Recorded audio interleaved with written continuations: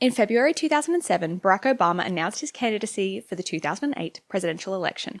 A few months later, an affectionate musical tribute to Obama was uploaded to YouTube, quickly becoming an early viral video and launching the channel into prominence, the start of a decade of comedic videos with both political and musical flavours.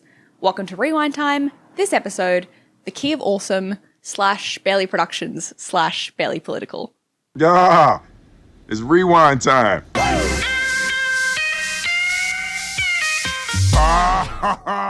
Welcome to episode 15 of Rewind Time, a YouTube history podcast. I'm here with YouTuber Lucy Livin. Hello.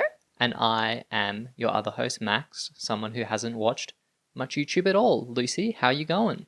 I'm actually really good. I had a really great week. Things have been going well. Not to sort of connect to the theme of this episode or some later things we'll be talking about, but I've just had a very good YouTube week, like as a YouTuber. Yeah. It's been a good week for me. It was the TikTok parody week of your YouTube career. I had a couple of videos just kind of end up being surprise bangers. Yep. And do well. So I have some new subscribers and some new eyes on the channel, and some good opportunities coming my way. So it's felt like a very rewarding week, as we often talk about with some of the YouTubers we cover on this podcast. Not that I'm anywhere near kind of the magnitude of success of them, but it is like a very up and down type of professionalism.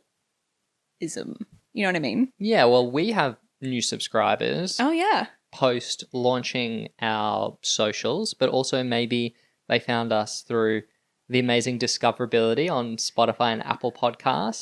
I'm sure that's how they found us. Welcome to our new listeners. Thank you. I also wanted to say thank you to Brian. Shout out to Brian. Left us a really nice review on the Apple US podcast listing. It was so nice.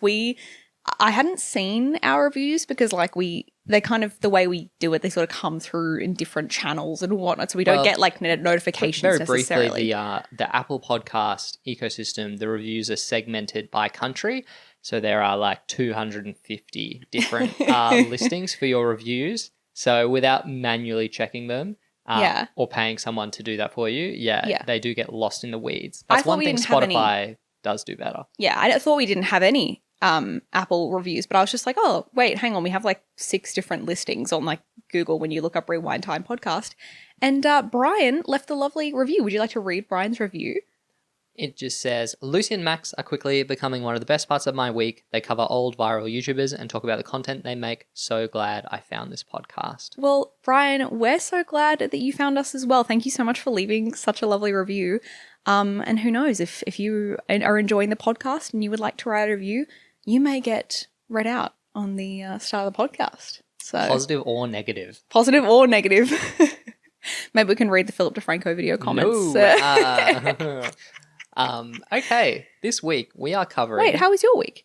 Oh, my week was, it was just very by the numbers, Going to work, editing the podcast, nothing to report really. Well, you're doing a very great job at both you. of those things. So proud of you. Keep it up. Great moves. Anyway, this week, The Key of Awesome. Yes. Barely Productions. Barely Political. It's giving when you are escaping a somewhat grey corporate background, and so you change your name to not be associated with your previous morally indefensible actions. Right. It's like after you do like a big round of redundancies and you're just like, You're like a payroll manager that steals from the company. And or like you're a shoddy, like a venture capital or something like that. Right. Not that they are any of those things. No. It's just they went through various channel renames, and as we know, renaming your channel on YouTube is not something that you do lightly, because you know. Yeah, I mean, it's branding, but it is important. Like if your branding isn't serving you and isn't aligned, then a rebrand is a good thing. Of course. But we start this podcast, as we do each week, with me asking you what your previous experience / history was with The Key of Awesome. Did you watch The Key of Awesome back in the day? I did. For your sins. I did watch The Key of Awesome, but I don't I don't think I was subscribed. It was like I saw a couple of like, I don't know exactly how I got into it, but clearly, like, as we'll cover, they had quite a few viral videos with, you know, tens of millions of views. So I think I got in through one of those and then probably went back through the channel, had some favorites. I believe I did download some of them to my iPod because... The classic iPod Nano. The classic iPod Nano. You know, your mum turns the internet off at night, so you got to have your entertainment. I also think judging from the time period of like the videos that I was most familiar with, I believe I watched them in 2010, which would make me like 13. Yeah. Which I believe would probably be a good target audience for some of prime the humor. Yeah. So I think I was like 13, and then I wasn't really as familiar with some of the later videos. So I think it was really just that like 2010 era that I was most familiar with. So I had more than I remembered that I was familiar with. There were a few where we clicked on them and I was like, I don't know what this is. And then I immediately was like, you know, visions flooded my brain and I immediately was like, it awoke a sleeper agent within me that knew the lyrics to the Lady Gaga and Lord Gaga parody and other things, which I think disturbed you, as it always does with our prep for these videos. Yeah, well, I had no idea what the Key of Awesome was. No, you did not. I have never seen a Key of Awesome video. Nope. And I was pushed for a prediction about what they were, and I said I thought they would be like pentatonics. Okay. Because I was like, you know, pentatonics was popular. From what I understand, they do like a cappella covers of popular songs. Wait, so you don't even... Well, I mean, that is what pentatonics is, but you're not even like 100% sure what a pentatonics does. I only know about pentatonics because you at some point have like been involved... Talked about pentatonics. Or expressed an opinion on pentatonics. Wow, that sounds very ominous. I can't even really remember what you thought about them. Pentatonics are just like, they tour over the world like really regularly. So I think they would have come up at some point in our decade span relationship. But also I think your mum listens to like Pentatonics Christmas songs. Wow, okay. They're like a fixture in like modern Christmas playlists. Spotify Christmas 2025 playlist. Yeah. Literally, yeah.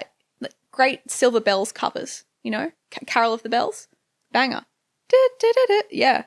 Honestly, maybe Key of Awesome should have done some Christmas songs. And they would did. have got that. Oh, but I mean like ones that could be played for 100 years to come. Who's to say they're not? But anyway, so you weren't familiar with Key of Awesome. No, and you thought they were going to be like a serious musical channel. Yeah, maybe part of me was hoping it wouldn't be more parody music. But I did think that they would be doing covers. And it was like the Key of Awesome that made me think it was like, oh, it's going to be like musically inclined, but they're talking about keys, so there's some musicality there. Well, they are musical parodies. Like maybe they're going to shift the key when they do these covers, but I was wrong. Yeah. Well, no. Yeah, a bit. Quite a bit. Let's get into it. So this channel, it starts out as barely political, as we mentioned, and they released their first video in the lead up to the Democratic primary for the 2008 US election. And the video is called I Got a Crush on Obama. Yep. And it features a young, I would say, attractive woman. Would you agree? Would you like me to speak on it, as I'm like... So, yeah, she's hot. Okay. Yeah. Yeah. Like, and and I'm not just saying that like in like an objectifying way. It's like she's styled as a hot babe. This is 2007. This is when it's like hot babes on the internet, like cleavage and thumbnail is like peak. Well, actually, I don't even know if it's peak in 2007. It just kind of gets not worse, but like we do even more cleavage and thumbnail for like the next couple of years. But yeah, she is definitely like a babe. Very styled in like almost like a Sports Illustrated type of way. And I'm saying that because in the video, she is like in various states of undress. We're seeing her whole butt at certain points. She wears a very, for the time, I would say, minimal coverage bikini. Yeah. She's in a bikini. Yeah. She's in like a little crop top with a pair of underwear that say Obama on them. There's lots of different scenes of her, lots of different looks. You could probably have an Obama girl calendar from this video, I would say. I don't know. It feels a bit like I don't like to, describe it that way, but like that's what it is. Yeah. It's meant to be like this girl is sexy and she's talking about Obama. And Yes. it plays into the bit of the video. And like Obama at the time was on the up. He Yes. was, of course, running for Democratic nomination, but at the time was still a senator, so maybe not as nationally prominent as he would come to be. But he, I think we all agree, Obama is a hot guy. Obama has swag. Yeah. So this video, the crush on Obama is, a feeling that many people obviously hadn't maybe put to words, but it cut through. It became like a popular viral video. Yeah. This is something where it would be, in the years where you're emailing people links to things, I can imagine sending an email of this to someone, being like, LOL, Obama is hot, and so is this girl. Ah ha ha ha. Yeah, and so the music video, very much 2000s style. We have our Obama girl, as she would come to be known. She's played by Amber Lee Ettinger. Shout out to Amber Lee Ettinger. You're a star. She would be a feature on the channel for a few years to come. And the lyrics were written by the founder of this YouTube channel. His name is, let me pull it up here, Ben Relis. He was a 32-year-old advertising executive. Oh, that tracks. And Barely Political was a website at that point, but this was their first YouTube video. And as I mentioned, it was like a viral hit. Obama himself would go on to be like, wow, or are we going to, I'm not going to do an Obama impression, but No, he was like, don't. he was like, wow, the internet is crazy. It's just an example of, what's to come. So he was right on that regard. But also I did think it was quite funny later. He was like, my daughters were really upset by the video. Well, do you have any of the lyrics that you can share from the video? Sure. Because I think that will help illustrate like the tone. It's basically like, the story of the video is I was watching the TV and suddenly this man comes on my screen. He's announced his candidacy. Wait a minute, he's kind of hot. I think I have a crush on Obama. And then it's her just kind of singing about, the different. I will play the chorus for our listeners. Like it when you get hot on Hillary in debate. Won't you pick up your phone? 'Cause I got a crush on Obama. Yeah. Okay. You don't think it'll fair be use claimed? about. No. I'll just say like a lyric here. So I put down my Kerry sign. It's a reference to John Kerry, one of the other candidates. Knew I had to make you mine. So black and sexy. Yikes. You're so fine. 'Cause I got a crush on Obama. All right. Yeah. So I don't really think there's anything nefarious going on here. And it actually would have really helped his campaign. Yes. So it's kind of a bit rich to be like, my daughters were unhappy about this. Well, they would have been like really young, hey? They would have been like yeah. 12 or something like Young, that. I think they were younger than that. I mean, yeah, it's like a bit distressing to have people like sexualize your dad if you're a child in a public way and then have that be like public. But like, it's a very sex negative view. Maybe these Obama daughters should be. Okay. But I think actually now, if you ask them now as adults, I think they would not actually feel a type of way about it. But if you're a child, you might, like, no one likes it when, you're a kid and you're like, my parents, whatever. Because to them, Obama's just dad. But yeah, did you, what did you think of this video? Did you like it? I did like it. Me too. I thought it was very competently made. I even remarked to you, I was like, wow, there's so many different scenes in this video. Like, they've really put in a lot of effort. But it's still kind of low production value. I also love she has all these like custom Obama t-shirts, and some of them I'm like, I actually think that would hit a lot right now because it's sort of like Y2K styled. It says like Obama girl in like a curly Q like calligraphy style script. So they actually sold those shirts. I'm sure they did. I knew eBay, it. And they sold her little shorts as well. And one of the shirts went for $1,000, which I actually think that would probably be worth quite a bit more now. Yeah. I would probably, I actually think now in 2025, wearing the Obama girl t-shirt would be kind of a slay. Yeah. Yeah. So really liked it. Kind of a banger for the first video. And I don't know if we want to call it now, but we kind of did discuss off mic. Is is the first video of this channel potentially the best one? I think shooting from the hip, yes. And I think that you can see, and even later on, Mark, who's not involved in this channel yet, but is the main creative guy behind Key of Awesome, would say the trademark of our channel is a musical comedy and hot babes. So the influence of this video, it really defines the rest of the channel, even when they become a bit more varied in their content. Yeah. Like the calling cards for this channel, whether it's Key of Awesome or Barely Political, is you're going to get some topical jokes, but even if you don't find it funny, the chicks are going to be hot. And in this part of the internet, that was enough to see them become one of the most popular channels on YouTube. Yeah, it's they definitely do stay true to that branding through. Sorry,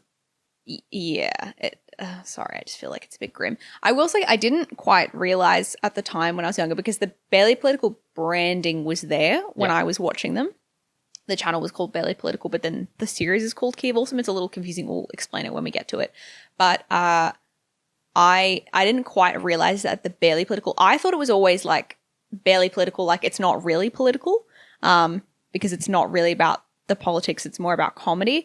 But as I was watching it now, I was like, oh, it's called Barely Political because they're barely dressed. Yes. Yeah, which is, yeah. Anyway. I got a crush on Obama. Banger. So this kind of leads to Obama Girl becoming a YouTube star, and the website and the YouTube channel based on the website really leverages her. Amber, I assume, comes on as an employee because she's their video talent going forward. This woman was the most important asset to their brand. There were two most important assets. I was like, but yeah, she's on main. She gets much like Tay Zonday and our other early viral sensations. It's like blah blah blah person, like Chocolate Rain guy. Yeah, she becomes Obama Girl. Yeah, and she's going on mainstream news. She's going to like rallies and stuff. You know, she's like, let's get Obama Girl there. Yeah, yeah. She's like an early influencer, I would say. But they also are doing some non-Obama Girl content on the YouTube channel. They start doing sketch videos. They're doing, so early, say 2008, they're doing a Dark Knight spoof. It's called Batman Spoof Primary Night. Very inventive titling there. And it's like all of your US political figures like Mitt Romney, he's Two-Face because he's, two-faced. About policies. Yeah, or Rudy Giuliani is the Scarecrow because he is a scary guy with his broken windows policing and things like that. And Obama Girl is Batwoman because we can dress her up in a latex costume. Hillary is the Joker, which, is someone with a soft spot for criticism of Hillary Clinton. Maybe there's a part of me that thinks this channel is quite funny in that regard. But yeah, the sketch content around this time, what did you think of it? It does feel like it was sort of lightning in a bottle for Got a Crush on Obama. And I don't want to be like they drink their own Kool-Aid, but I think there is a bit of a thing where they're like, oh, like Obama Girl, we made Obama Girl and everyone thinks that's funny, so therefore everything we do is funny. Like, we're funny. But it's like, no, Obama Girl is funny because it's like the combo of Amber, who I also just want to say is like a very charismatic like actress, and she really like hams it up and plays the bit really well. And she continues to act and like be in Key of Awesome or Barely Political content for like years to come. Not just as Obama Girl, but like that. It's like the combo of all of these things. It's like that's the magic sauce that makes that first video really good. Whereas like them just like riffing and doing political jokes is like not, for me, I don't think it's very funny. Obviously I was a child when these like political happenings were going on, so maybe I'm like missing some stuff. I'm trying to be charitable here. I don't think it's not. I think we both can agree it's not especially funny. I think it's like observational comedy, kind of. Like it's very like... I would say beyond that, and this is something I think see throughout the channel, it's more, it's just comedy by association. So it's literally like, we are going to have Hillary as the Joker, and that is what we think is funny. Because, wow, isn't it XD that Hillary Clinton is the Joker? But it's also like, I think you have to remember that it's like the early period where they Photoshop Hillary into the Joker makeup, and like this is like early internet, like Photoshop and stuff is still like kind of relatively new in terms of, do you know what I mean? Like It's like people being like, oh my God, that's so funny, because it's like you've never seen that image before. Whereas like now, you know, we can like AI generate these sort of images, and it's like it's not that rare. So I guess like at the time, these are quite like high effort. I don't know.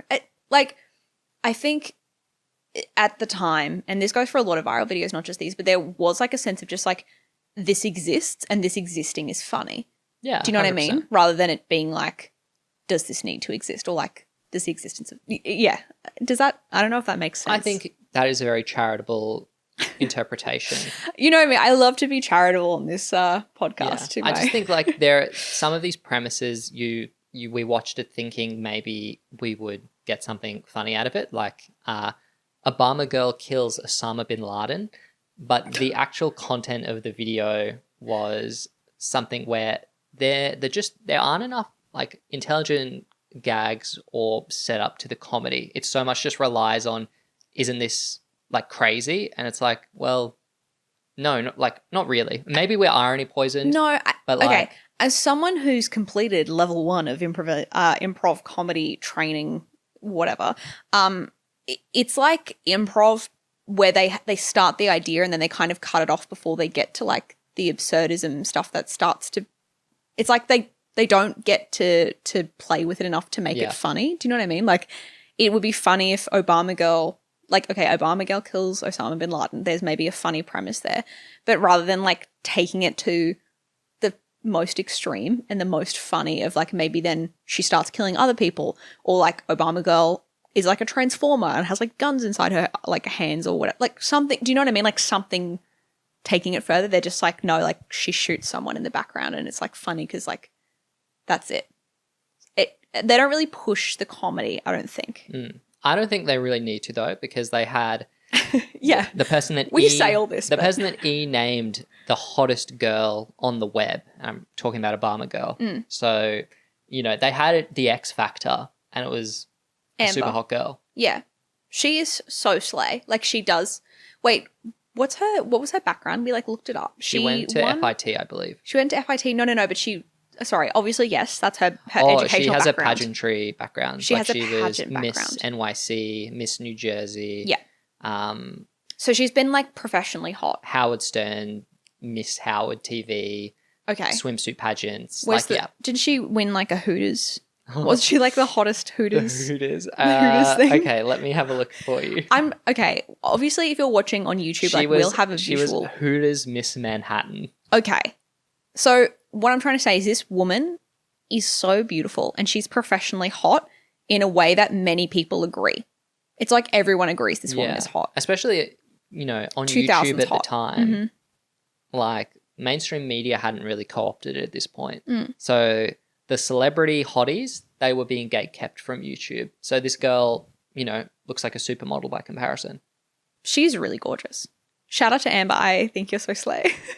Anyway. She's so talented. I want to touch on political sex scandals, which is a original... Sorry, that was an involuntary groan. An original comedy song about basically the trope that Republicans, they're so obsessed with banning people from, you know, being gay.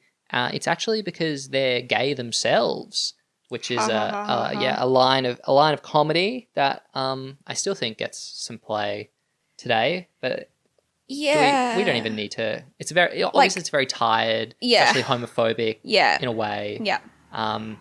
You know, it sort of relies on the premise being that actually being gay is bad, like, or funny. Which is silly. It sort of discredits the idea that people can be homophobic just out of their own like moral prejudice failings. And being evil, but it's like they're not actually homophobic. Like that trope sucks. Like, Yeah. I mean, I know it exists. I'm not saying that like there's never been a gay person who like, you know, feels internalized homophobia and like projects that outwards. And like, I know it still happens, but playing it as like a comedy trope, yeah. But it does introduce us to Mark Douglas, Mm-hmm. who is the main creative behind The Key of Awesome. He's the guy And we'll be he talking about. is also mostly. the person who seemingly takes like creative stewardship of the channel Mm-hmm. throughout the rest of its sort of history, essentially. And he is, I would say, at first glance, quite a bit older than many of the YouTubers we've been covering. And it's something he makes fun of himself for. Yes. That's why I being. feel okay saying it, Yeah. because he references it quite a lot. Yeah, I would pitch his age in this early videos. He would be in his 30s, I imagine. Yeah. Which, when we're like watching videos from like the Smosh guys, Ryan Higa, who are teenagers at this time, it's like, okay, there's like a significant difference in like life experience, humor, Vibe.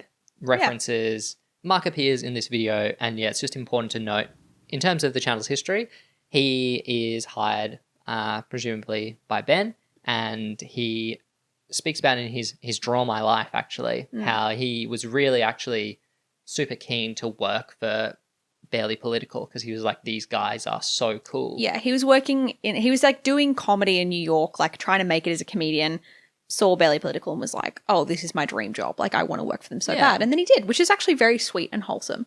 It's interesting to have like a channel from sort of the early YouTuber days be taken over by like the second wave of employees like so quickly, much like we had Smosh taken over by the rest of the Defy Media. the rest of the crew. Yeah, by the crew Smosh basically. pit. Admittedly, both Smosh boys are back on Smosh now, but there was a time where it was really driven by people who grew up idolizing the original creators. It's a very early example, and I think one of the rare examples we've seen, especially so early on, to see it run by like a team and like run like a business, when so many YouTube channels are kind of run as like personal projects or passions and then like become businesses way later down the line. It's like 2008 and they're already running it like with a team of staff, which again, they work on the website, and then obviously the YouTube I think then later became more of a focus because of monetization and whatnot. It's probably more profitable than running ads on your website. But yeah, I want to talk about, because you mentioned the business, the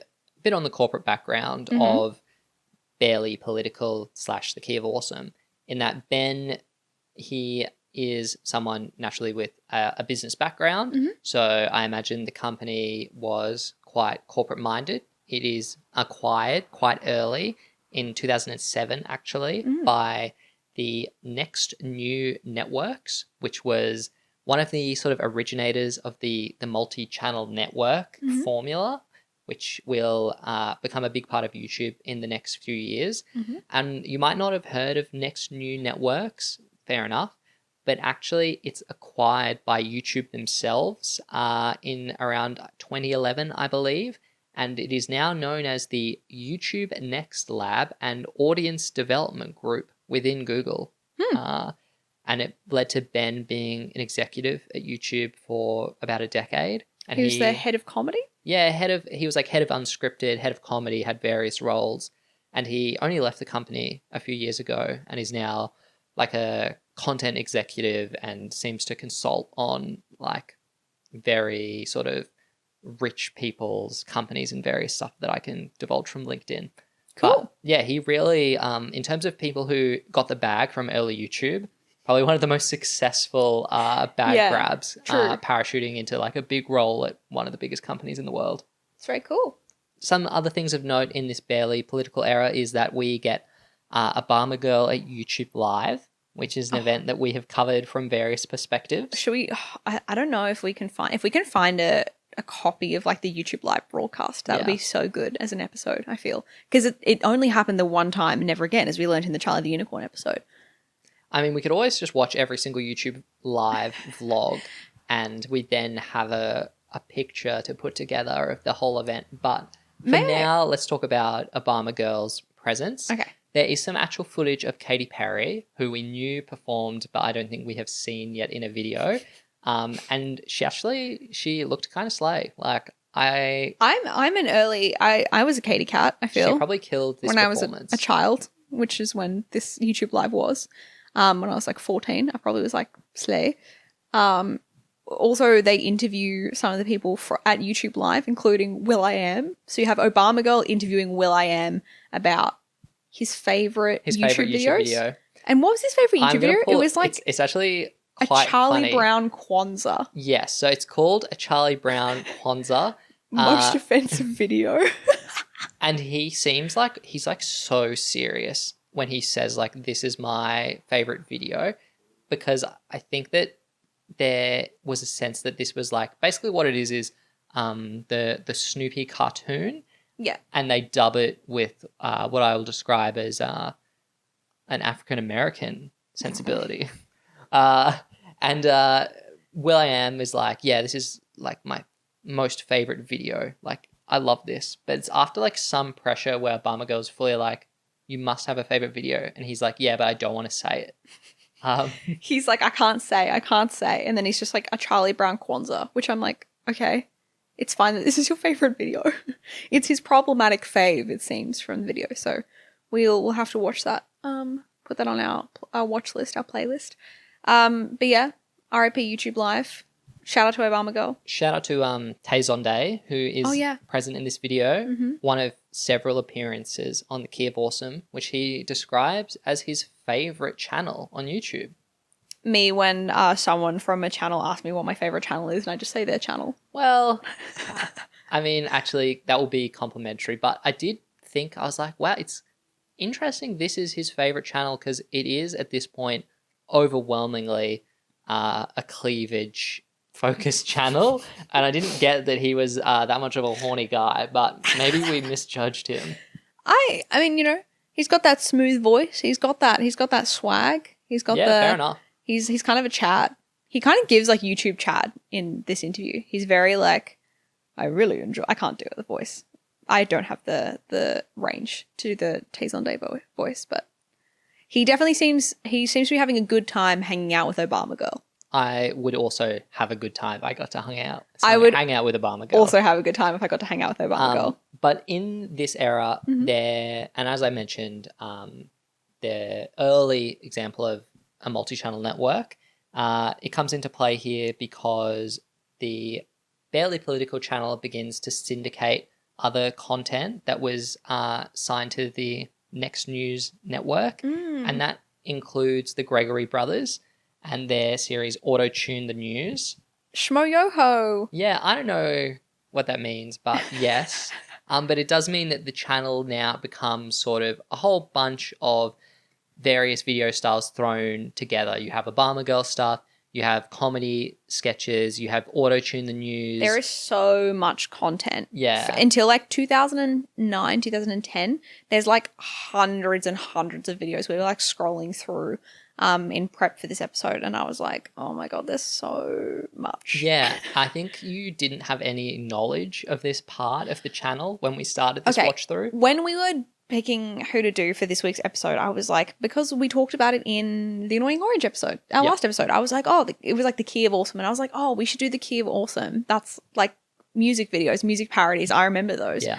And then I forgot that they were Barely Political and had like this entire like first era that had no. But did you even know about Obama Girl before watching this? I didn't. So you would have had no idea. No, you probably never even knew that they had this era because you just knew of Key of Awesome. They address it later on, but because of like another viral hit that they have, they kind of gain this entirely new audience, and they're sort of, I don't want to say not held hostage to, but they're kind of like, I guess, at the whim of that audience a little bit, or feeling like they're dictated to, which is a really interesting discussion. We'll get into it later, but I would have been part of that wave of their audience, of all these new people discovering the channel through their music video parodies. And so I had no real knowledge of their political era beginnings.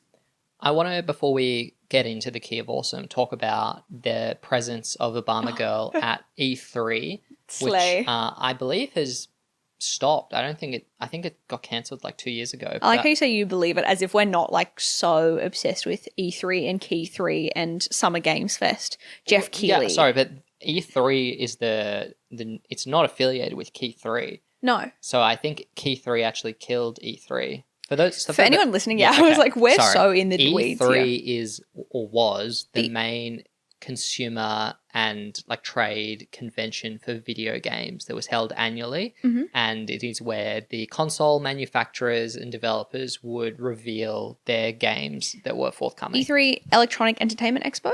Yeah, sure. E3, that's why it's called that, I assume. Yeah, why not? Yeah, it's just the gaming expo. I remember my dream when I was younger, I was like, I want to go to E3 when I was like a 16-year-old. When I thought I would be a games journalist. Slay. And then I realized that the internet is misogynistic and I didn't want to do that anymore. But so she goes to E3 and it's very slay. And like, obviously, E3 very famous for their booth babes. But this time she's got a microphone. She is definitely booth babe coded. She's E3 booth babe coded. Yeah. Yeah. But she has a mic and she does a few videos. The one that I wanted to talk about first is just who is the hottest girl in gaming? The Vox Pop video. Yeah. Where she's going around the convention floor and just asking humble nerds who the hottest girl in gaming is. And so you're like, okay. And of course, she also asks, to be fair, some cosplayers. She also asks a voice actress who says herself, which I thought was quite funny. But the crazy thing about this video is like the second interview out of nowhere, it's a celebrity. Do you remember who it was? Jason Sudeikis. Ted Lasso. Ted Lasso. Yeah. Oh, that's going to be a fun to edit. But yeah, Jason Sudeikis is just at E3 and doing Obama Girl interviews. And he says the hottest girl in gaming is Miss Pac-Man, which is one of the funnier responses that people give. Very funny. Because it's followed by a lot of very serious nerds saying things like Lara Croft, Faith from Mirror's Edge, Chung-Li, Zero Suit Samus. Someone says Zelda, which someone says Peach and Daisy, questionable. And then one memer says the big sister from Bioshock 2, which is like the playable character, but it's a FPS. So you like don't know what they look like, which, you know, funny. Do you play as the big sister in Bioshock 2? I believe so, yeah. Really? I thought it was like an enemy. And you play as like a guy. No. Huh. You are the big sister, I'm pretty sure. No way. But it's like a big spooky thing. Because then there's a little sister who's like the creepy child. You have the little thing. Oh. I don't know. Or are you inside a suit? That is the suit. Anyway, sorry. This is so off track and like not at all what this episode is about. Yeah. Maybe I think you're inside a suit. Maybe you play as a big daddy. A big daddy? Yeah. Daddy? Anyway, so there's E3. And then I also want to talk about one of the videos that they also make at E3. And I actually kind of think this era of content and kind of the political content they do early on is quite charming, where they're like clearly sending out like 3 people from their team with a couple of cameras and some mics, and they're just like, go make a video as you're like at this convention. And they do it at political conventions too, or like rallies and things like that. But they decide to make this like Super Mario Girl protest. Yeah, and we both liked this video, but I think you kind of slumped in your seat at this point. After post-Obama Girl, we were kind of clicking through some of the sort of unfunny political content. The thing is, it's like, you watch Obama Girl once, right? And you're like, wow, this girl is hot. Okay, that's enough for one video. But when you just have the same like trope of Obama Girl in a revealing top and or bottoms over and over again. It's not enough for you. Well, you're an intellectual. It's just like, I get it. Like, she's hot, but like... Right. You've been stimulated visually, but you wish to be stimulated mentally. Exactly. And there's not a lot of that happening. And maybe if it's like at the time, it's the cadence of release where I get to watch one hot Obama Girl video a month, I'd be like, I'd miss it. And the absence would, you know, grow my fondness for her. But just back to back to back, it was giving nothing.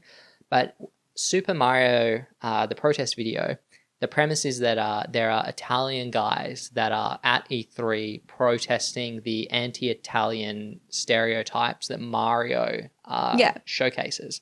And the video goes on to basically be a recreation of the video game Donkey Kong, and the 2 Italians who are protesting become increasingly like Mario and Luigi. Yeah.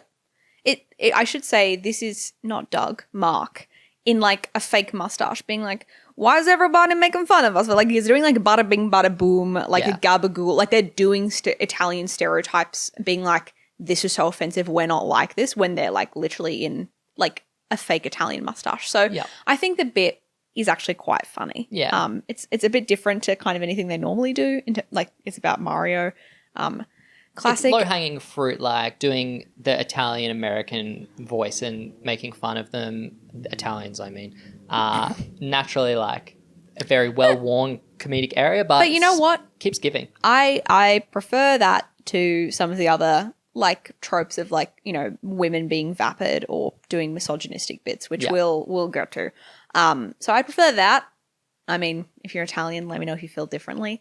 But they do this and they're like, and then someone's in like a monkey suit and like they're climbing up a fire escape. It's like, it's kind of funny. Like it's, but you know why? It's because it's absurd and they actually like push the joke like quite far. Yeah. They get someone in a monkey suit. Like they're fully doing the whole bit rather than just being like, isn't it funny that we're Italian? E3, like a clearly some sort of creative spark there because there's another actually funny video, which is Obama Girl plays Wii Tennis. And this is like so... Okay, so Wii Tennis, if you're aware, it's a game where Miis, which are like the avatars from the Nintendo Wii going forward system, you play as a Mii and you're 2v2, it's doubles, and you play tennis using the Wii motion You guys know control. what Wii Tennis is. Yeah. Some people were Some of our too young, some of our young sadly. listeners. If you're Gen Alpha, rise up.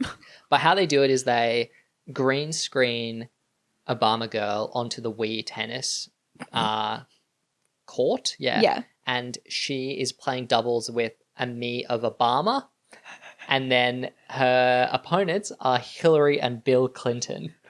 And it's Obama Girl doing bits with people impersonating the Clintons. Yeah. And it's just like so absurd again. It's so silly. Yeah. Because everyone's a me, but Obama Girl is still just normal Obama Girl, but on a green screen. But she's doing like me running animations. Yeah. And it's like Hillary and Bill. Like, and also I just find it funny when people do Bill Clinton impersonation and they just like make him like evil and reference horny. that he's a sex pest. Yeah, because like he is. And so yeah, this one did tickle me. And I made a note to say that like, yeah, I like this video. Yeah, I also was laughing. I just thought it was really funny when like just the Miis come on and they're, I mean, I just love me character creator generally. Yeah. Do you enjoy, did you ever make a cursed me? My player character was cursed, but I didn't spend a lot of time. Oh. Well, you could also I just downloaded Miis. Oh, no. I spent hours making like a really, I think I made like a Michael Jackson me. I made one called Bummy. Yeah, Bummy. Which looked like a bum. You make that Mii's eyebrows go up so it creates like a butt cleavage, so it would just look like a butt. Yeah. Yeah. I'm actually really creative and really smart in a way that maybe people don't realize. I was a visionary. Yeah, I just downloaded them because people like you would upload them, so I could just fill my me channel with like the most like crazy me creations without having to do anything. I actually love me. It's actually such a fun time. But anyway, that's where those are kind of the highlights. But I will say this is in like hundreds of videos that we thought were like not that we watched all of them, but like of the ones we watched, these were the two that were good. And I think it maybe says something that they were kind of like outside of the bell curve of their normal, you know, these were not like the normal videos they made. No real skin shown in either video. So kind of off trend. But I want to segue us into the transition of the channel from being barely political to eventually barely production because the political nature of the channel, and naturally, was it really that political at this point? Who's to say? But well, they were doing barely digital. I think we didn't. That's why they were doing they had barelypolitical.com, but then they also had barelydigital.com, which was just like a viral, like pop culture-y type so many layers site. to this. So many layers empire. To this empire, but all lost that's to why. time. But that's why they were doing the E3 stuff because that came under barely digital. Okay. But then barely digital kind of disappears later. That's why we didn't mention it. Yep. But like contextually, that's why. Who cares? The Key of Awesome series. So we have the first Key of Awesome video. I'm not sure. I believe it was called Key of Awesome at the time, but they maybe I'm not sure if the They series did it, like, came later. after or Yeah. if this was intended as a one-off, but it's called Heavy Metal This Cats. video is just Um, it's fine. It's okay. The joke is just like you like cat video, like women love cat videos. I'll tell you what the description: obsessed with lol cats and cheeseburgers. This video is for you. And that's what I mean by the comedy on this channel just being association based. I can have cheeseburger. Where they're like, this is a meme or something people find funny. What if we combined it with this other thing, whether it's intellectual property or another joke or another character Look. that people know? We put these two things together. Isn't that funny? I mean, what's the word for the, like, they're doing like contrasting stuff like lol cats, but also heavy metal. Those things don't go together. Ha. Look, it's fine. The video is fine. You did not like it. I'm sorry, not trying to call you out. You didn't like it. I remember you were like, "Oh my god, kill me," and I was like, "This doesn't bode well for the rest of this watch through of the content."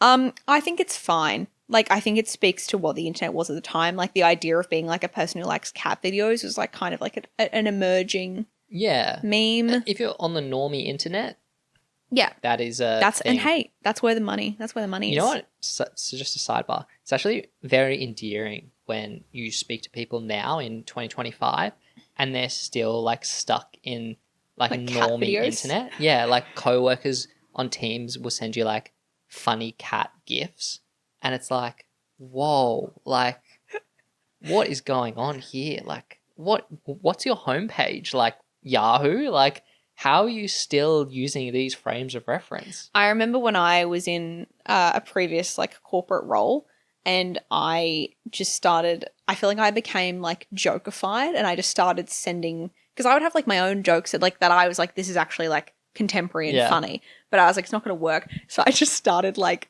sharing like, we did it, like gifs from like The Office in Teams, and everyone was like, ah, ha, ha, ha, like you're so funny, and I was like, I'm gonna die Can here. you briefly talk about the weekly wrap up meme that you I do sent? now? No, the one that you sent of the sucking. Okay. So, all right. When I started my current corporate job that I'm in part-time, so I do YouTube part-time, content creation part-time, and then I also work my corporate job. I mostly work remote, and I only met my team members a few times, but we went on like a team like retreat, and I got really, connected with my coworkers. I'd spent quite a bit of time with them. This was really early on, and I was like, great. I don't have to really pretend to not be myself anymore, or like You were masking? I You're was- like, I'm gonna start to let I'm the gonna go mask off. slip. I'm gonna let the mask slip. Or at least I was like, oh, like they know my personality now. Like they know me. Like we vibe with each other, so I can like send. So I send a weekly wrap up email, just doing a handover of like projects, or just like here's what's happening, what's on the board for next week, that kind of thing. And so I decided, and I send like a joke or like a meme, and I decided that I would send like, rather than sending like a meme that I think is like neutral, like everyone can think is funny, like a general audience's meme, I sent one that was like a POV camera. Why are you laughing? That's so mean. I sent one that was like a POV camera of like that my brother had sent to me, who my brother is like younger than me, so he likes like crazy like Gen Alpha type like absurdist shit.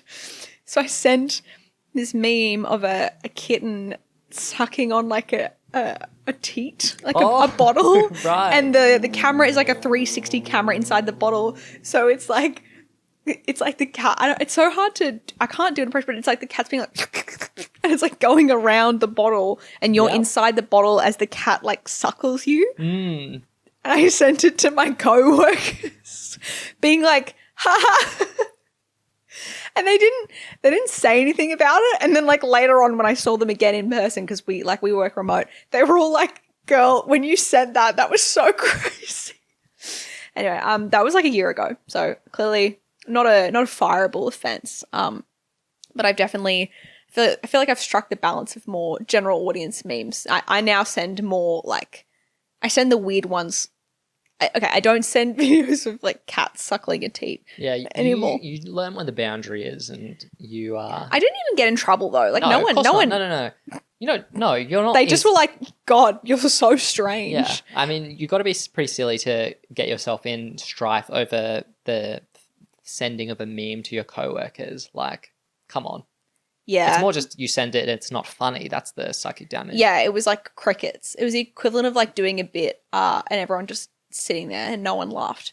Let's make fun of the girl who put herself out there creatively. Yeah, exactly. Anyway, so thanks for letting me share that anecdote that you prompted. I just think the cats, that's something that's actually funny. Unlike Twilight Sucks, which is the third Key of Awesome video. I thought this one was kind of good. Oh, wow. Okay. I will say I do think sometimes, and this may just be my personality, please feel free to step in. I do think sometimes I just get worn down by the content. So when something is like not bad, I kind of like respond more positive. We both have that though. We're like so worn down. It's like you're being tortured and then someone's like, it's like you're really hungry and then someone offers you like a stale piece of bread and you're like, yum, that's actually food instead of like, I don't know, paper. I do think it makes sense though, because to review the creator according to their own scale, like barometer of quality. Yeah, otherwise, it's like we would just be like, well, every video is bad because it's not dick in a box, you know? Right. Yeah. And that wouldn't be very helpful. No, I think you have to meet creators where they're at in terms of, and like have an understanding of who these videos are for, like. And so I do appreciate this. The Twilight video was good. They do like some black and white, and it's actually probably more funny because Nosferatu only came out like a couple of months ago here. So it's like that. I know, like, I was thinking it was funny because it kind of was reminiscent of like the Nosferatu stuff that we've seen recently, you know, like the you must bounce on it.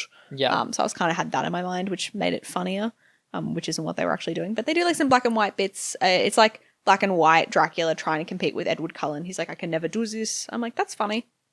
What did you think of the joke about how, because Nosferatu is not as sexy as Edward, he can only have relationships with overweight emo girls? I didn't think that was very funny. Compete with an overweight actress straddling Mark in character as Nosferatu. I didn't think that was funny.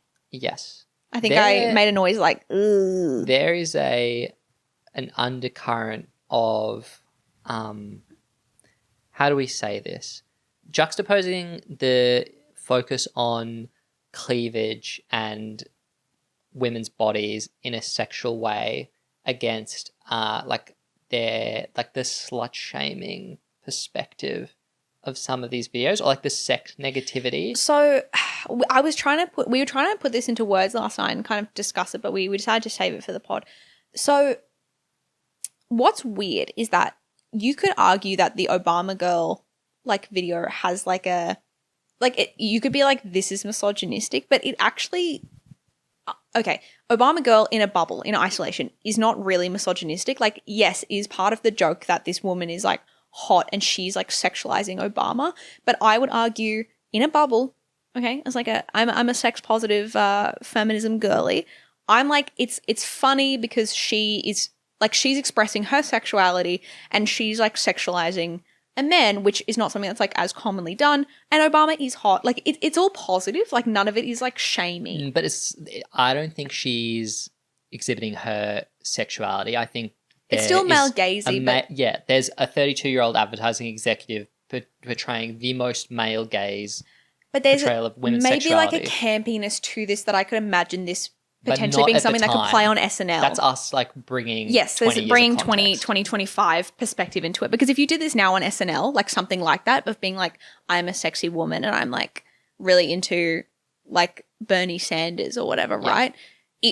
You would get that that's like the bit. I don't know. There's like a space there where I'm like, I don't know if I can necessarily be like this misogynistic, but as you kind of go on through the Key of Awesome, especially as we kind of talk about some of the ones in that kind of the height of the Key of Awesome when they're getting the most views, there is definitely, a sense of like, these are women who are sexually desirable and they're like, we can objectify them, but as soon as they express their own agency or as they decide to be like slutty, that's like like there's a lot of like calling people like sluts and whores in like in sex shaming, and I'm like, well, that's kind of stupid because you guys are like trying to be like they're so hot and we want to have sex with them and have them do sexual things to us, but as soon as they're like, I like having sex, they're like, these girls are whores. Well, it's also the parody, and Mark himself admits this later, where he is like, I actually feel like an old guy just hating on what kids like, because the majority of the parody content,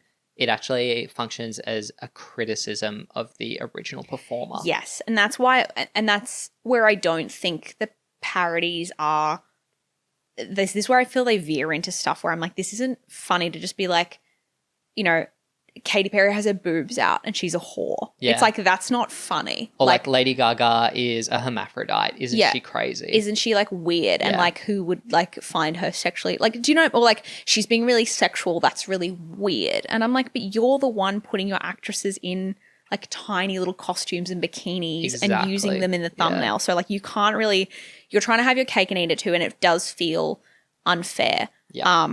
And yeah, it's a very like also like using, and like I don't want to get ahead of it, but like when we're making fun of men as well, like often referring to them with having like female like qualities, like they sing like a girl, things like that. It's very well, also, it's weird coming from a channel that seemed to like champion Obama.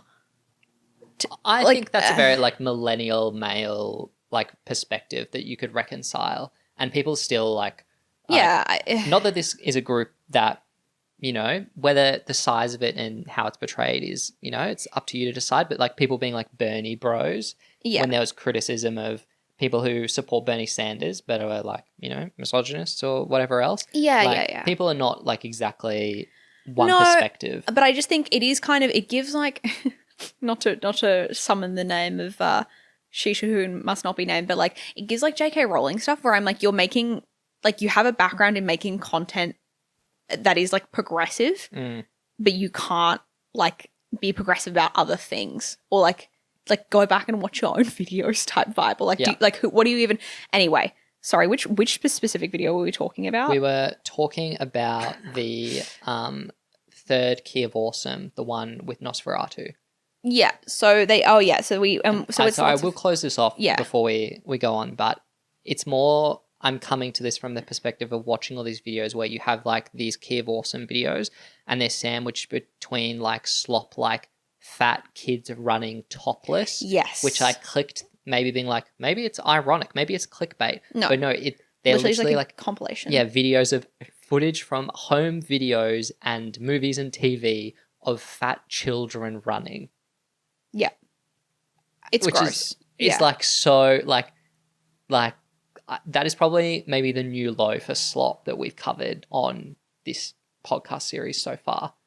Yeah, well, they're profiting off, and I assume that's what they do. They're literally just taking videos from across the web and like GIFs, putting them into a compilation, and that video had like 150,000 views, something like that. And so that's, I'd be guessing that's about like $1,000 or something like that in YouTube ad revenue that they got just from making fun of like fat children. So yikes, very uncool. And yeah, we'll touch on it as we kind of go through, but I guess that's just an overarching statement in terms of something that I probably, when I was 13 or 14, and I was like, you know, watching these videos and being like, wow, they're edgy, and it's like, it's funny to make fun of these people, because like it's not really like punching up, but like they are famous people, so, you know, celebrities, you're a famous person, you are open to criticism. Is that criticism like misogynistic? Yes. But like as a 13-year-old, I didn't have the nuance for that. I just was like, it's funny because it's like inappropriate, or it's funny because it's edgy. Yeah. Whereas rewatching them kind of like the first time as an adult, I was like,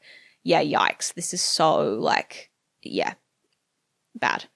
Anyway, so Key of Awesome is super popular and influences the channel going forward. And there's also a thing called the Digi Tour in 2011, and there's a few of these in subsequent years, but it's basically a tour for live stream / YouTube / internet content creators to go throughout the US. They did 27 dates, and the Key of Awesome were one of the featured artists, and they were there alongside people like Dave Days, the Gregory Brothers, David Choi, Just Storm, Mystery Guitar Man, and Nikki Ricky Ficarelli.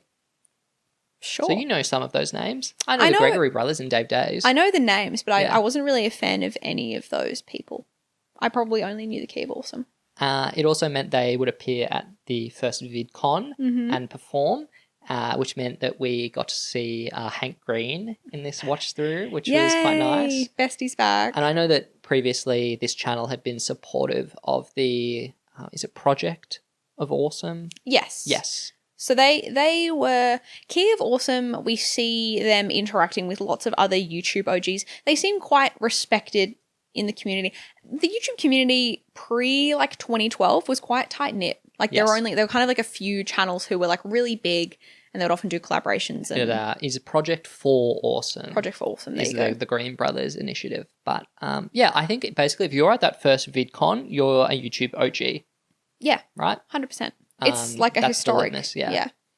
But yeah, so back to the Key of Awesome series. I wanted to cover basically the main parody series within Key of Awesome. Yeah. And those are Justin Bieber, Lady Gaga, Katy Perry, and then we'll touch on some of our outlier favorites. So Justin Bieber, I would say that this is our favorite of these parody series. Would you agree? Yes. And would you like to say why we think they're good? I think so. Putting aside some of the subject matter of these parodies, which either are like Justin Bieber is annoying, Justin Bieber is a lesbian, Justin Bieber sounds like a little girl, Justin Bieber is like a sex pest, like all that stuff. As we've said, the criticism of the artist in these parodies is not very funny, especially because like it's not like they're parodying Chris Brown. They're not parodying artists that are really warrant a lot of criticism. It's like they're just parodying popular artists and just shitting on them for basically being popular. And also for these initial ones, this artist is a child. Yes. Yeah, they get a child actor to play Justin Bieber. This child actor, and I should pull up his name, but he is... he's so charismatic. Yeah, exactly. Basically, so we slay. like this because he is a very cool kid and really gives his whole Justin-ussy into like doing this. Yeah. But what did you think of the Bieber parodies? I think there's some hits and misses. I think, and we've sort of covered this, but whenever they lean into some more of the absurd elements, the one that I liked was the baby parody, which is the Bieber Fever one, where he is sort of like a cult leader. And I remember watching that one when I was a kid, and I was also like, oh, this is kind of embarrassing. I was like an anti Justin Bieber girl, which is really cringe. Really? Yeah. Why? I was just in my like not like the other girls type of beat, which is so. You didn't think he was hot? No. Were you anti or pro One Direction? I was like ambivalent to One Direction because by that point I was like 16, so I was like, okay, I don't really get it, but I wasn't like they suck. I'm trying to think of the other culture clashes of that time. There's no, actually, JB is kind of unique in that way. That you have like grown men being like, oh, I hate this child. Yeah, so I think I was trying to, I was like, I'm different than the other girls. I'm not. I'm the same. I just like different things. Like, it's not cool to just dislike. But I did find it, I did feel a bit like, why are we all obsessed with him? He is not that attractive. As a child who is like younger than him / the same age as him.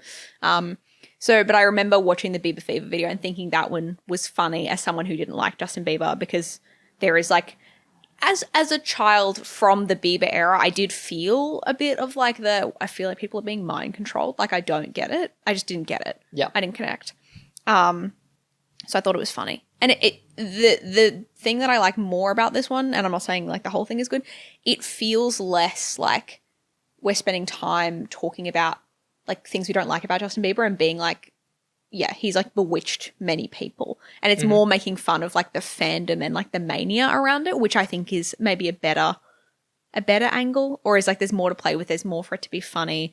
They do some good bits where they change the lyrics to Baby, where he's like, he does like a demon voice at one point. He's like, the streets will flow red with the blood of the non-believers. And it's like, that's kind of funny. It's a better bit, I think. Yeah, they also commit. So to give you an idea of how long they have this guy played Justin Bieber for, it's from the original first album rollout to he's doing like What Do You Mean? Like adult contemporary. Yeah, they get Bieber. the same actor to do Bieber the whole time. Also in this one, in the Bieber Fever one, he's wearing like a crazy wig. It's like a bob and it's really funny. That's kind of like what Bieber's hair was like though, right? Yeah, I know. But it's funny. It's like we're taking elements that are like, I think you can make fun of the hair. It's like, it's not really like, you know, the hair is a choice.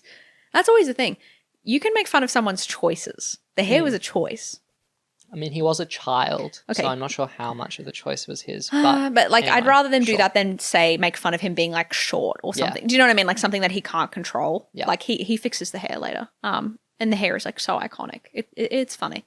And also the fringe. The reason his fringe is because he's covering like a 666 on his forehead, which is also like, these are bits where I'm like, this seems harmless. Like maybe something, you know, if I was Justin Bieber, I would maybe not feel offended by that. Yep. As a joke. These videos are enormously popular. Yeah. They have Tens of millions. 50 million, I'd say, for these big ones. And so naturally, as we've seen with other YouTube creators, the success of this means more parodies are to follow. Well, and it's kicked off by the most successful one, or it's sort of like launched by the Kesha TikTok parody. I do feel like we have to mention it because it's the most viewed video on their channel.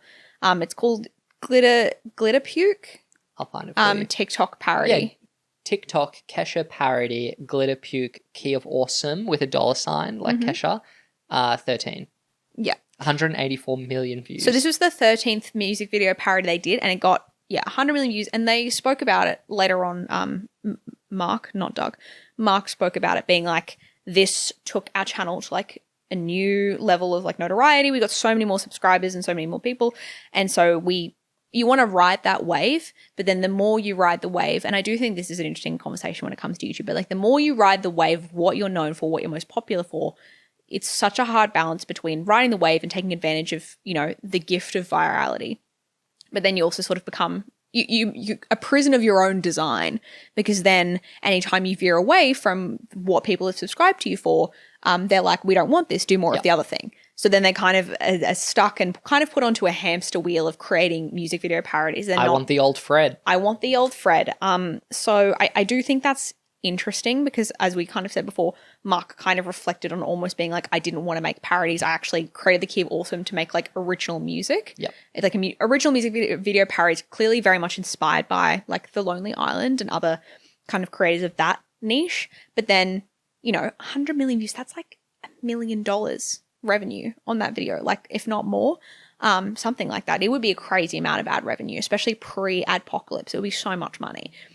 So of course you're going to, you know, keep doing your money maker. There was that Key of Awesome, and forgive me, I can't remember what the title was, but it was literally like exactly like Winter Girls, Wintertime Girls. Winter Girls, exactly like The Lonely Island. Yeah, I remember style watching that one with Justin when I was Bieber. Sorry, with Justin Timberlake. Wintertime Girls. They cribbed the whole Lonely Island aesthetic. It's fully exactly.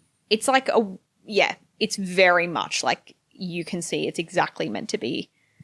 Lonely Island. A Lonely Island, Justin Timberlake kind of rip. Which is, it's all right. It's probably one of the better original pieces of music from my memory. Maybe there's some nostalgia goggles on there because I watched it when I was like 14 and thought it was kind of funny. Yeah. But yes, the parodies are their big players. They got Justin Bieber. The Kesha one's really big. We didn't like the Kesha one very much. It is that, as we said before, the association of just like, Kesha is drunk. What if Kesha was an alcoholic? What if she was an alcoholic and her family having intervention? There is a slight subversion in that, like, she's like, oh, I'm actually just contractually obligated to play this character by my like record label. I'm actually completely fine. Like, family, stop trying to have an intervention with me. I'm just trying to do my job.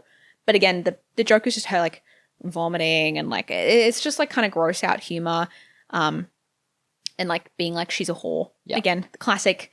Guys, this video doesn't feel funny enough. What if we call her a whore? This one especially, I think, and it's the same to a lesser extent with the other parodies. A key part of the success, I think, is they so precisely crib the sound of the original song. Yes. So that if you listen to them back to back, or if we take the understanding of the YouTube algorithm at the time, you watch the TikTok song and then this is your autoplay recommendation. Yeah. It's like you could just listen to both songs. It's literally like the exact instrumental from the song. It's not like, I think we've talked about in previous episodes, like Venetian Princess, where she's sort of doing like sound-alikes where they're not really the same. It's like, this is the song. And they talk about that as well, being a big part of their early success, where they were just like, we realized that the sound-alikes obviously more creative and like fun, but people just wanted it to be the exact thing and we just tweaked the lyrics. Yeah, and Mark talks about later how they pay for like professional like sounds engineers. They have professional vocalists. Like they put quite a bit of money into producing these. And so they sound as much. Yeah. And you can see in some of the later ones, especially as well, the people they have like singing the songs are literally like they could be people doing, you know, demos for the same artists because they are based in New York. So they have quite the access to talented people.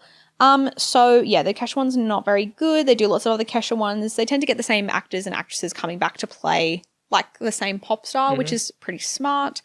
You want to talk about Gaga? Yeah, so this was the first one we were watching where I was like, oh, I've seen this. This was the earliest one I think I'd seen. The Lady Gaga and Lord Gaga parody. Yes. I think this one's actually kind of funny. It's lower budget and it's of Bad Romance. Yeah. Right? Yeah, cool. And okay, I want to say something here, and this is not an attack on you, but you don't watch music videos very often, if at all. I don't. In my enjoyment of music, I don't seek out or have a way to easily watch music videos. I love watching music videos. Crazy. I'm a big because I'm a K-pop fan, and so music videos are like such a big part of K-pop, and I'm like a musical theater kid. It's like the whole package, the artistry, the spectacle. I really enjoy all of that. So I will say, I feel that you maybe don't get quite the same amount of enjoyment or like kind of the, oh my gosh, like that's a take on that because you actually don't always know the original music video that they're like spoofing. Would you say that's fair? Because I feel like at times you kind of like, why are they doing this? And I'm like, because that's what the music video is like. But even so, shouldn't it work as a standalone piece of media? But but it's a parody. It's a spoof. A parody isn't just recreating what the original is. Well, no, but it's like, okay. And I know the songs, you know? Isn't that what's important? but I get what you're saying. But if you're watching like a TikTok, right, where someone's being like, this is what it's like going into X retailer, right? If you've never been to that retailer, I'm not saying it's not funny, but it's not going to be as funny as like, you know, you having a reference point for that experience and being like, oh, it's funny because they are like that. Like this person is doing an accurate like riff on a real thing. No? No, I think you're correct. Yeah. Okay. There's an element that I am missing. Okay. But I still think that these parody videos, I could enjoy them without having seen the original because there's still all of that. Like it should be really enjoyed as an original piece of work if it stands up to that level of quality.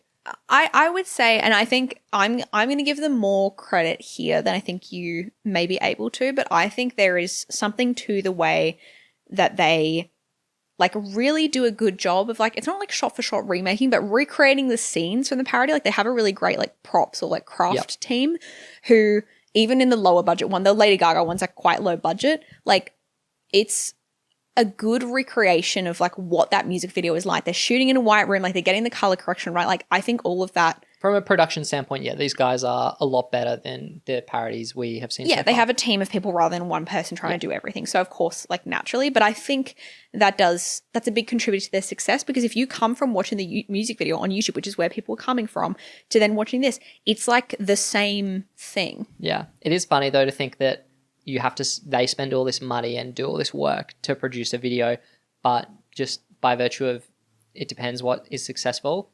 Justine films herself doing those parodies and gets also 100 million views.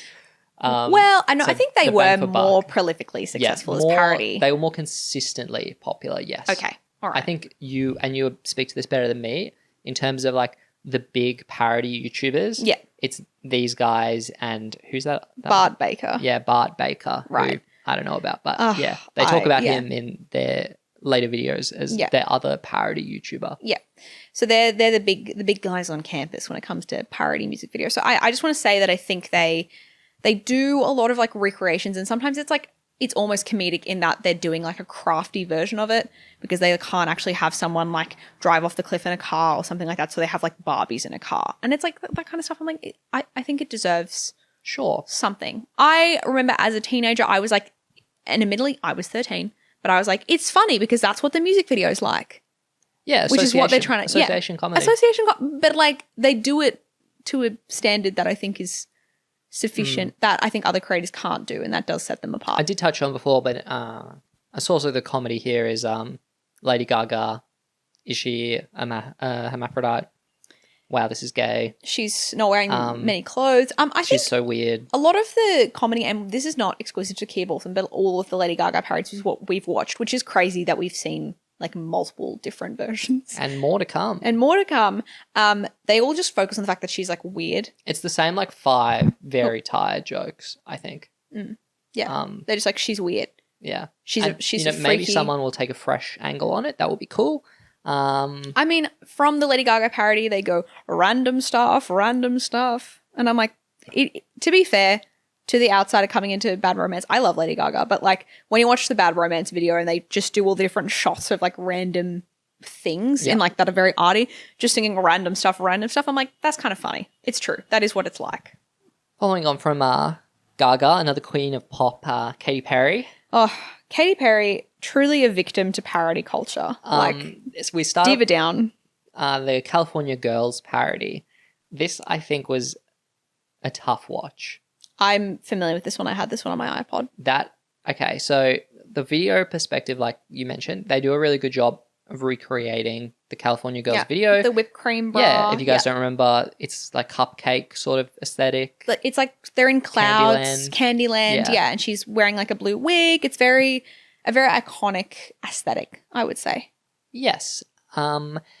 Their interpretation, the parody angle of this is that the song is called California Girls, and naturally Katie's version is about the merits of California girls. Yeah, they love the sun, they go by the beach, like it's West Coast living. I mean, it is West just Coast like represent, now put your hands the up. The Beach Boys are sort of the people California boys that popularized this style of song, I would say. And Katie's just in a tradition of that, and maybe Kia Balsam is as well.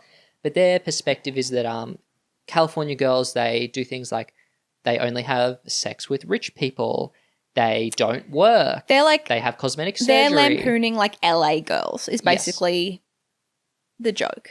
I believe, spray tan, silicone boobs, they're indestructible. Boing, boing, boing, boing, boing is a lyric. Yep. Again, absolutely devastated to report that at 13 I was like, this is edgy. Wow. And funny. But like, I don't think, again, it was something that I think I quickly abandoned and outgrew, and being like, it's actually not very funny to just be like, women are vapid, whores. How many times have we said whore in this video? I feel like if you clip this out of context, now I just have a soundbite of me saying women are vapid whores. Awesome. There's just a lot of like, and then it's like Snoop Dogg they're getting the Snoop Dogg bit, which is him being like, I want to have sex with a lot of women. Yeah, it's not very tasteful. Again, just being like, Katy Perry has big boobs. Sure, like observational comedy, I guess. Like it's not good. I think I was just impressed. I was like, wow, that's what the set of California Girls looks like. It looks the same. But it's funny because they're not singing about fun stuff. They're singing about getting tummy tucks. Ha ha ha ha. Yeah. These, and as I've said, these videos are very popular. Yeah. So they continue doing these Katy Perry parodies up until, and I thought this was quite endearing, they're doing parodies of Chained to the Rhythm, which is like, by all regards, and same as Bon Appetit, these are songs that are considered flops for Katy Perry. Yeah. Yet these guys, I think, were so locked into Katy Perry parodying. They had the Katy Perry girl. They're like, we can't let her go. They were like, oh, no, this is going to like blow up because we're going to like ride off the success of these songs. But from like my understanding is that these like singles basically flopped and kind of led us to where Katy is now, where she's considered a Well, bit I of mean, a joke. did Bon Appetit flop, or did people just like say they just liked it? I bet Bon Appetit still has like a billion streams. Do you know what I mean? Like that video, the Bon Appetit one they did still got like 40 something million views. Yeah, so it still did well. But I guess maybe they were also the only people doing a Bon Appetit parody because no one else was. And also even then, they're still being like, she's a washed up pop star. Like that's like the bit is like, oh, she's trying really hard. Meh. And I'm like, okay. Yeah. It's not funny to me. To sort of take us out on a positive note for the Key of Awesome in terms of the Key of Awesome video series, I do want to talk about the Glee Key of Awesome. Our one shining moment. Yeah, I had this one on my iPod. iPod, and I loved this one. I actually thought this was good. And you know what? Thanks to me, clearly I wasn't completely broken as a 13-year-old because I think this still holds up. It's still funny, probably for different reasons or with like extra layers of like irony poisoning that we've gained over like a decade since this video's been released. It's just called Glee feat Michael Jackson, the Key of Awesome 29, and then Super Bowl. Super Bowl parody. Yeah. I don't understand what the Super Bowl... I think it's just SEO. Yeah, who knows? It came out in 2010. If any of you guys understand what the link is, please let us know. Because, Michael Jackson died in like 2000. About 2010, I believe. I feel like it was. Oh, okay. Well, maybe. Yeah. Okay. Basically, the premise of the video is Michael Jackson is in heaven with Johnny Cash. Yes. And he is looking down, and they're watching TV, and Glee is coming on, and obviously Glee does like episodes that are all about like one artist. So he's watching like the Michael Jackson episode of Glee, and he's basically like, what is this?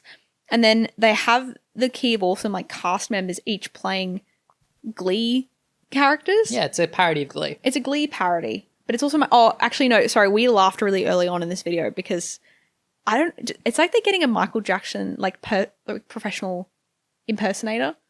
I mean, dime a dozen, so yeah. Yeah. Probably, yeah. He comes in and they have him edited in heaven, like in the green screen in like the sky. But he comes in and he just does the like, and they like speed it up of him doing like the moonwalk and like flipping. It's funny. I mean, much like our Italian-American comedy, I think that we just have a soft spot for Michael Jackson based comedy. There's something about just doing like it's funny every time. I mean, yeah, I just, for me, it's like, wow, you have this man who has done like these horrifically evil things, an incredibly complicated figure, but he also, in the era that they're parodying, which is late Michael, looks so weird, but has these such distinct mannerisms he does in the face of like these horrific things. And it's just, that's actual absurdist comedy, you know? That's why, that is like, why it's funny. Yeah, it is. Also, can I just say, sort of briefly off topic, but you were looking up something related to Michael Jackson. You found something on like Reddit of someone being like, I don't get why Michael Jackson is funny, or I don't get why people like Michael Jackson, blah, blah, blah. It was like some rant on Reddit posting. And then the top comment was just someone saying, Shamon. Yeah. That's like basically me. Yeah. Like obviously so much happening there, a lot that I don't really want to touch on, but equally just like, you know? Banger. Yeah. Still funny, unfortunately. And also funny the parodying of Glee is something that is quite funny because Glee itself now has been so parodied. We've had like a Glee revival and meme era with like all the Matthew Morrison memes. Yeah. And Mark is in this like crazy wig to play Mr. Shoe. And it's funny because he does play a pretty good Mr. Shoe because he plays like a sort of like an elder millennial type who's like hanging out with children. Kids. Yeah, which is really funny. They have people playing Kurt. They hire a girl to play Mercedes. It's Obama girl plays Amber plays Rachel. So it's all like it's like funny and self-referential to them a little bit. Making fun of Glee is funny because Glee is like also absurd. I think it all just kind of works because like everything that they're talking about in this video is already like so heightened and silly. Like it's like you don't really have to do a lot to take it any further to make it funny. They do like a Michael Jackson medley. Kurt is gay, which is funny. Yeah, I think overall thumbs up from us, right? This is this our favorite Key of Awesome video? Yeah. Yes. I think it was the one I enjoyed the most. And you had 2 laughs, which is probably the record. Grim. Okay, so Key of Awesome, it does continue until the end of the channel. Mm-hmm. There's some 129 episodes in the Key of Awesome series.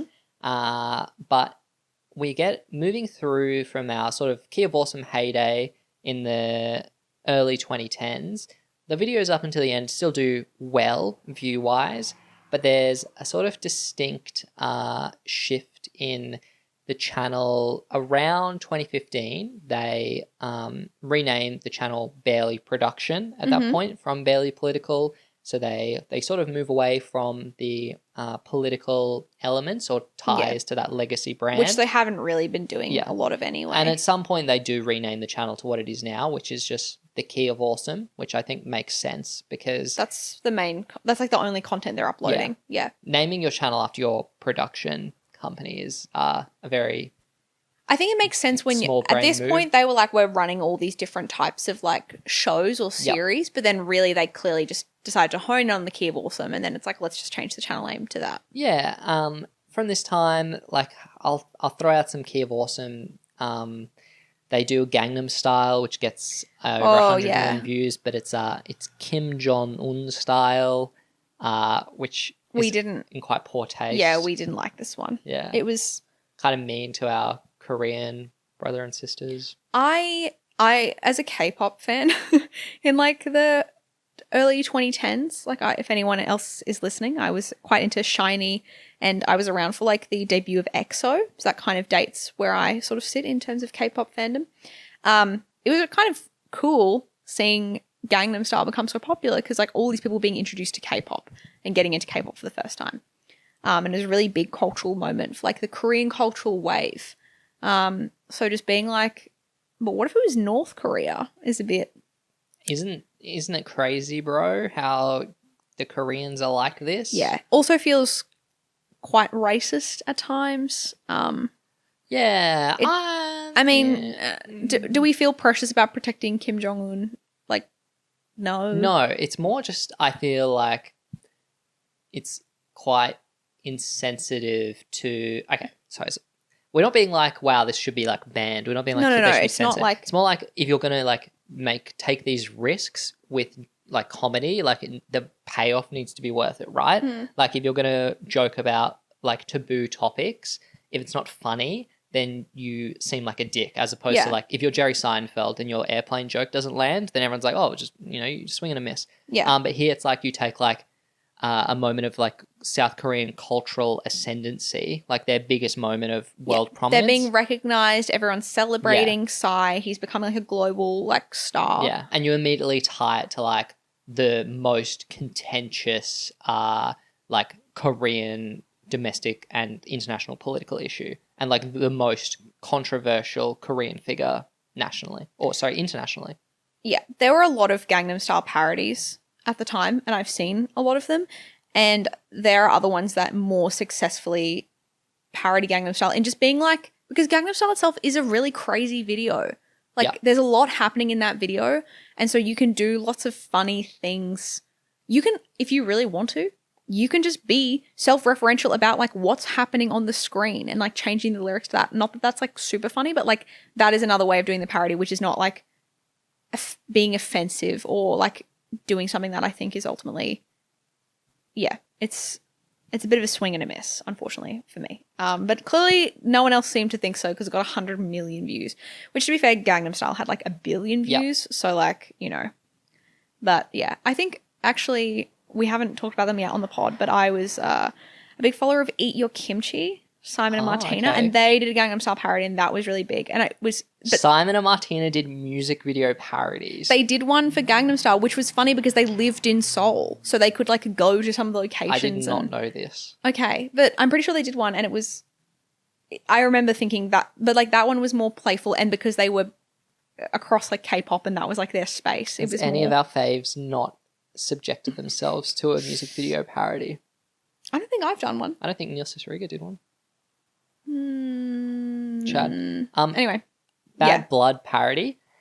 I just want to bring up out of interest because our first Leonard Dunham appearance in the Rewind Time universe. I'm something of a Leonard Dunham scholar, so it's the topic I can speak to. Uh-huh. And they really, with many of the Key of Awesome jokes, they pull from the most bottom of the barrel, midwit tier criticism of her, where they're like, she's fat and she's always naked in her show and her tattoos are bad. And what I will also say about this music video parody, I thought, the production value of this pretty high. Lots of green screen CGIing to replicate the Bad Blood music video, which is also extremely CGI heavy. I was like, maybe, because I started out with doing a joke that Selena Gomez looks significantly younger than Taylor Swift, which, to be fair, in the Bad Blood music video, she does. And I'm like, that's kind of an okay joke. I'm not saying it's funny, but I'm like, this is all right. Because they then have Selena Gomez being played by a child, which is again, not funny. But I'm I think at this point, having watched tens of these videos, I was like, the bar is just don't be offensive, don't be disparaging towards women for something they can't control. But it's okay, because then they just go on to not only do the Leonard Dunham joke, but they make jokes about Taylor Swift being too skinny. Yeah, having no ass. And having no ass. Leonard Dunham, too much ass. Too much ass. Taylor Swift, not enough. Exactly. Too flat. And she needs to gain some muscle mass. They make jokes about that, when she's in the body scanner in the Bad Blood music video, and they're like, she needs to gain muscle, otherwise she won't be able to be a good girly pop soldier thing. And I'm just like, can you not, can you make jokes about something else? It's so, there's so much you can do. There's also,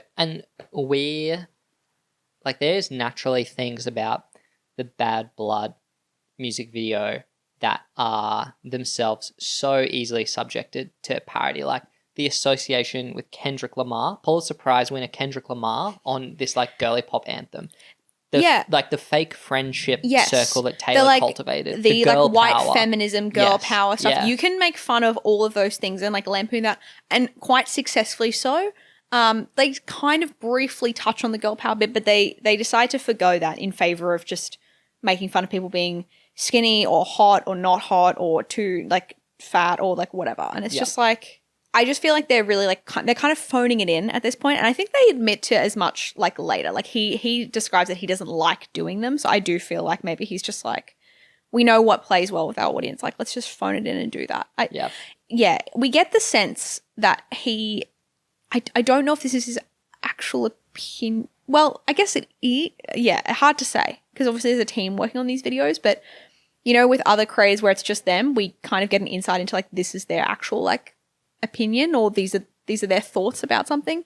Whereas with this, I'm actually not sure if he really feels that way. Mark, who's the main creative person. Doesn't really matter. It doesn't really matter. He still makes feels. it. Yeah. He still does it. But I think he expresses some regret about it, and I think that actually, if we're being charitable, I think that deserves something, in that he seems to be I don't know if I like that that's what we I didn't like that this was our bread and butter. I didn't like that that's what we did. I wanted to just do He wanted to do more heavy metal cats. He wanted to do more wintertime girls, but he was stuck doing Bad Blood parody, So I don't know if you had to do it like that. Oh, wait, actually, can I talk about one more Key of Awesome? Yeah, of course. The Monster parody. Oh, okay. The Monster parody, Kanye West's Monster, features You're Nicki a Kanye Minaj, West scholar? Rick Ross, and Nicki Minaj. Would you say you're a Kanye West scholar? I am familiar with his works up until a certain recent point.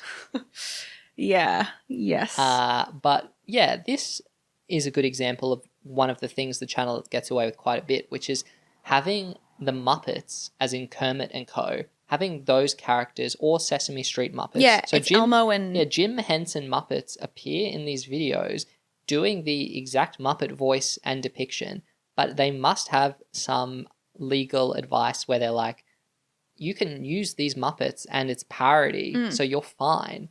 But I was shocked they were allowed to get away with this. In this video in particular, it's the Cookie Monster who has a rap verse. Yeah. But I thought that was we're predisposed to like the Muppets because it's not like a parody where you're like, well, that's not Lady Gaga. You're literally like... I feel so brain rotted for being like, was this good? Because it's like, well, no. No. But is that a funnier creative concept than just taking the music video exactly and then just changing the lyrics to be like, okay, Monster is a song with multiple different verses and features from different artists, and the song is about monster and being a monster. So what if we got Cookie Monster? Points for some type of creative outside of the extremely limited view of many of the parodies. Yeah. We're taking it to, it's more, again, taking it to an absurdist thing where Cookie Monster is like also doing misogynistic like lyrics, which is admittedly like that is kind of in the, I mean, you can correct me if I'm wrong, but like obviously this song is kind of like talking about like, you know, it's a rap song by Kanye West in a certain era of his career. So Cookie Monster's being like, me get bitches. And I'm like, okay. Well, that's, I think, another example of how sort of lowbrow and unsophisticated yes. the takes are on these parodies, because I don't think like relegating hip hop to just being about bitches and hoes. I should clarify, I don't think that. Exactly. Sorry, but that's what the perspective of the video kind of is. But yeah, but I guess like getting Cookie Monster to do that, Like, is that wow, funny? Kanye West is egotistical. It's like, yes. Well, okay. News at 7. Yeah, all right. But do Cookie Monster referring to his penis as a feather duster? Yeah, I mean, like, Sure. parodying the Muppets is like- kind of interesting. I feel like I am kind of just searching to be like, is this, maybe I'm doing this in service for like 14-year-old Lucy who saw this and was like, it's funny to see the Cookie Monster in a rap video Yeah, because I'm a child and I'm aware of Sesame Street. yeah. I don't know. I was following the Good Friday's release of music leading up to the 2010 Kanye album, My Beautiful Dark Twisted Fantasy, and so I didn't really feel the same way. But I was quite an odd child, so Yeah. more on that later. But I did want to just shout out, this is kind of an interesting coincidence. They did a Key of Awesome about how Breaking Bad should end in 2013. And they naturally had actors in this, like they do many of their videos, or aspiring actors at the time, because they're, you know, having to appear in Key of Awesome videos. But the actress Beth Hoyt played the character of Skylar White in this parody video. And then she was then cast and had a role in the Breaking Bad prequel series Better Call Saul. She plays Kim's mother, for those of you that have seen the show, in seasons 5 and 6 of Better Call Saul. And I just thought that was like, it's not that she plays the exact character she's obviously parodying, but the through line now where, and you know, YouTube parodies are not what they were, but if you star in the YouTube parody of a piece of media and then are later cast to literally be in that piece of media. I think it also speaks to the fact that they do talk about that they do cast like aspiring actors and people in the industry and pay them fairly, which, yeah. Are we sort of wrapping up in terms of series on the channel?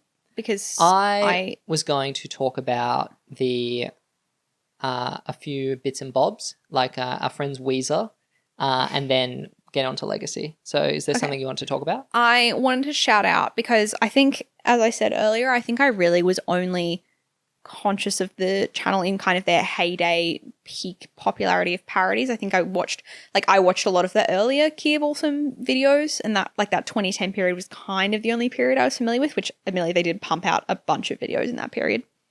But I did actually realize as we were watching through some of these videos that I was familiar with another series they did, which is called the YouTube Complaints.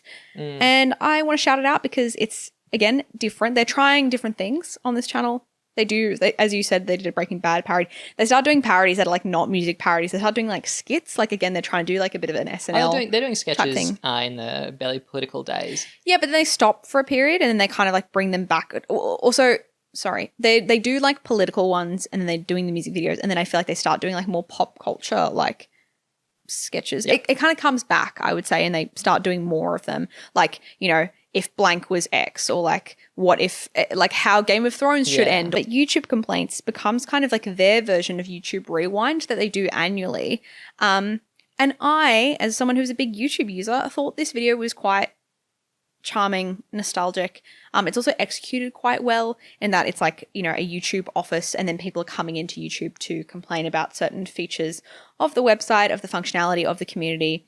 And they're just acknowledging, I would say, like YouTube specific like community trends. And I think it's done quite well. And I remember watching quite a few of these. Did you, I mean, I liked Jenna Marbles cameoing in one. Yeah. You know? So as someone who's not as familiar with like I was on YouTube like probably like every day. Like YouTube is a part of my kind of daily media routine. Maybe not so much for you. No. Did you enjoy these videos? Did you get anything out of these videos? It was a good time capsule of community bugs and complaints around YouTube at the time. And as people who do a YouTube history podcast, it was useful for me as someone who wasn't on YouTube at that time, really. So, yeah. Okay. I had definitely had more of that, like, oh, I remember when this was like a copy pasta meme that people did in the comments, or like, oh, I remember when they made everyone swap to Google Plus, and like that whole thing was like really weird. So yeah, I think these were guys. I actually good. liked the Google Plus thing. You should have to use your real name to comment on things. Yeah, that's my hot take. But anyway. So I liked this little series, and I wanted to shout it out because I think it shows that this was a series where they're not necessarily the focus in the comedy is not just on making fun of women for their appearances. Yeah. So good job. Thumbs up, guys. They have the capability, they just choose not to, or are perhaps held hostage by their subscriber base. Guys, as we have spoken about in our videos on creators like Fred, it seems that around the late 2000s, someone in either the band Weezer or their management was so set on having Weezer collaborate with YouTubers, because once again, we have a Weezer video feature, not once, not twice, 3 times as far as I can tell. Initially on the Key of Awesome, they run a fan submission competition where the winner gets to appear in a Weezer music video. And in this nomination video, we see a bunch of other famous YouTubers, most notably Rhett and Link, who go on to win this prize and appear, I imagine, in a Weezer music video. But also we get to see Garfunkel and Oates, which is a comedy duo that you're familiar with. They're 2 girly pops who do musical comedy. And, you know, subject on this episode, I think they're probably a bit more successful at it, in our view, than the Key of Awesome, would you say? They make original musical comedy that's been commercially successful and is funny. And their TV show is also really good. So shout out Garfunkel and Oates. We then also get the video of Rivers Cuomo being like, congrats for winning. Oh, the announcement video for who wins the competition. Yeah, he seems like very unenthused. So no, the funny part is that it's generic. So they say they're like doing the whole thing. They've got the team. They're doing this like fake award show setup. They're showing all of the nominees, the top people, and they're like, and the winners are Rhett and Link. And then they have a video from Rhett and Link accepting the award, going, thank you so much for letting us win the competition. We're so excited. Rhett and Link will obviously cover them at some point. And then they go, and here's Rivers Cuomo. And you think it's going to be, congratulations, Rhett and Link. We loved your video. Taco Bell drive-through, like whatever. But it just goes, like, would you like to do an impression of Rivers Cuomo's? Congrats, can't wait you have in our video. Keep up the awesomeness. Yeah, it's like not actually, it's a video submission that could be about anyone who won, which is really funny. Yeah. He does not give a shit. And I was like, well, that's the end of, you know, Weezer on the channel. But no, because there is a song that Mark does for, I believe it's like an anniversary or some other milestone. It's his with 1 his wife. year wedding anniversary with his wife, Anastasia. So the song's just called Anastasia feat. Weezer. And it's Mark doing an original song dedicated to his wife with Weezer and Rivers Cuomo there doing backing vocals, playing the instrumental. And I mean, like, clearly there's some affinity there between Mark and the Weezer guys, because they came out to do this for him. And kind of endearing us to Mark, because, like, he is clearly a wife guy. He loves his wife. We haven't really mentioned her, but she does make like semi-regular appearances on the channel, and she actually does, I didn't think we realized it at the time, but in a lot of the earlier videos, she does a lot of the female vocals for the parody songs. So she is a singer. She goes with them on tour. So like they as a duo kind of, and with their band and team go on the tour, and she is like the female voice rather than having like, you know, all of their actresses come who also don't sing. So she, like, they do the live performances together. And they are still together. Swag. And have kids, I think, and are happy. And I think that's really wholesome. And it's like, again, kind of interesting that he has this sort of like, okay, he's characters that he plays, because he's often playing like male characters in all of these sketches. He plays like very seedy, like sex pesty type like characters. But then him in real life, he just really likes his wife. Let's get down to the final years of this channel. Mm-hmm. So we are still running parodies up through the 2010s into, say, the 2015s or so. And notably, the cadence starts to decrease in terms of video output. They start continuing the Key of Awesome series, but rather than each video being like a dedicated music video, they do a cappella. In 2017, this is important. In 2017, Mark does an announcement video basically being like, I have bought the Key of Awesome channel. Like, I am now the owner of the Key of Awesome channel, not our multi-channel network. And so there is no longer a big business behind us that is like funding our videos. I am like running the whole thing out of his own pocket. So he's bought it back, or it's not really entirely made clear what's exactly happened. But so they launch a Patreon being like, you know, and I think it's actually quite a good Patreon launch video where he's like, you'll still get everything that you have before, but you need to understand that previously we had budget that was part of like a big company and they owned a bunch of other channels and other things as well. So we just, you know, had our set budget that we knew we could use. Whereas now it's like very dependent on like the performance of videos and things like that. So, you know, if you want us to continue making videos the same way we have been, we would really appreciate your Patreon support and we'll do other stuff. I do think this is like the Smosh Boys would do something much like this later on, and I think it sort of had a similar demise. And I'm not sure we can even point to an example of a like large production focused channel switching to a. I know one. Oh, what is it? Dropout. Oh, okay. Do you know what Dropout is? Actually, not to shout out, my brother's boyfriend is like subscribed to them. He pays for the like membership. It's like Netflix. Yeah. But they make it work? Yeah. It's been working for years. It's actually used to be College Humor. What? Did you not? I swear I told you about this. So it's, they have multiple like series formats that are almost like game shows or things like that. And they have like a full subscription model that's like very successful. Wow. And that's what the Try Guys have modeled their recent thing after. And then Watcher, which I kind of explained to you off camera, tried to do that as well. And to varying levels of success. But Dropout is the most successful version of this paywalled thing because they upload clips and like first episodes to their YouTube channel and TikTok. So there's lots of clips of it. So there's plenty of the content there.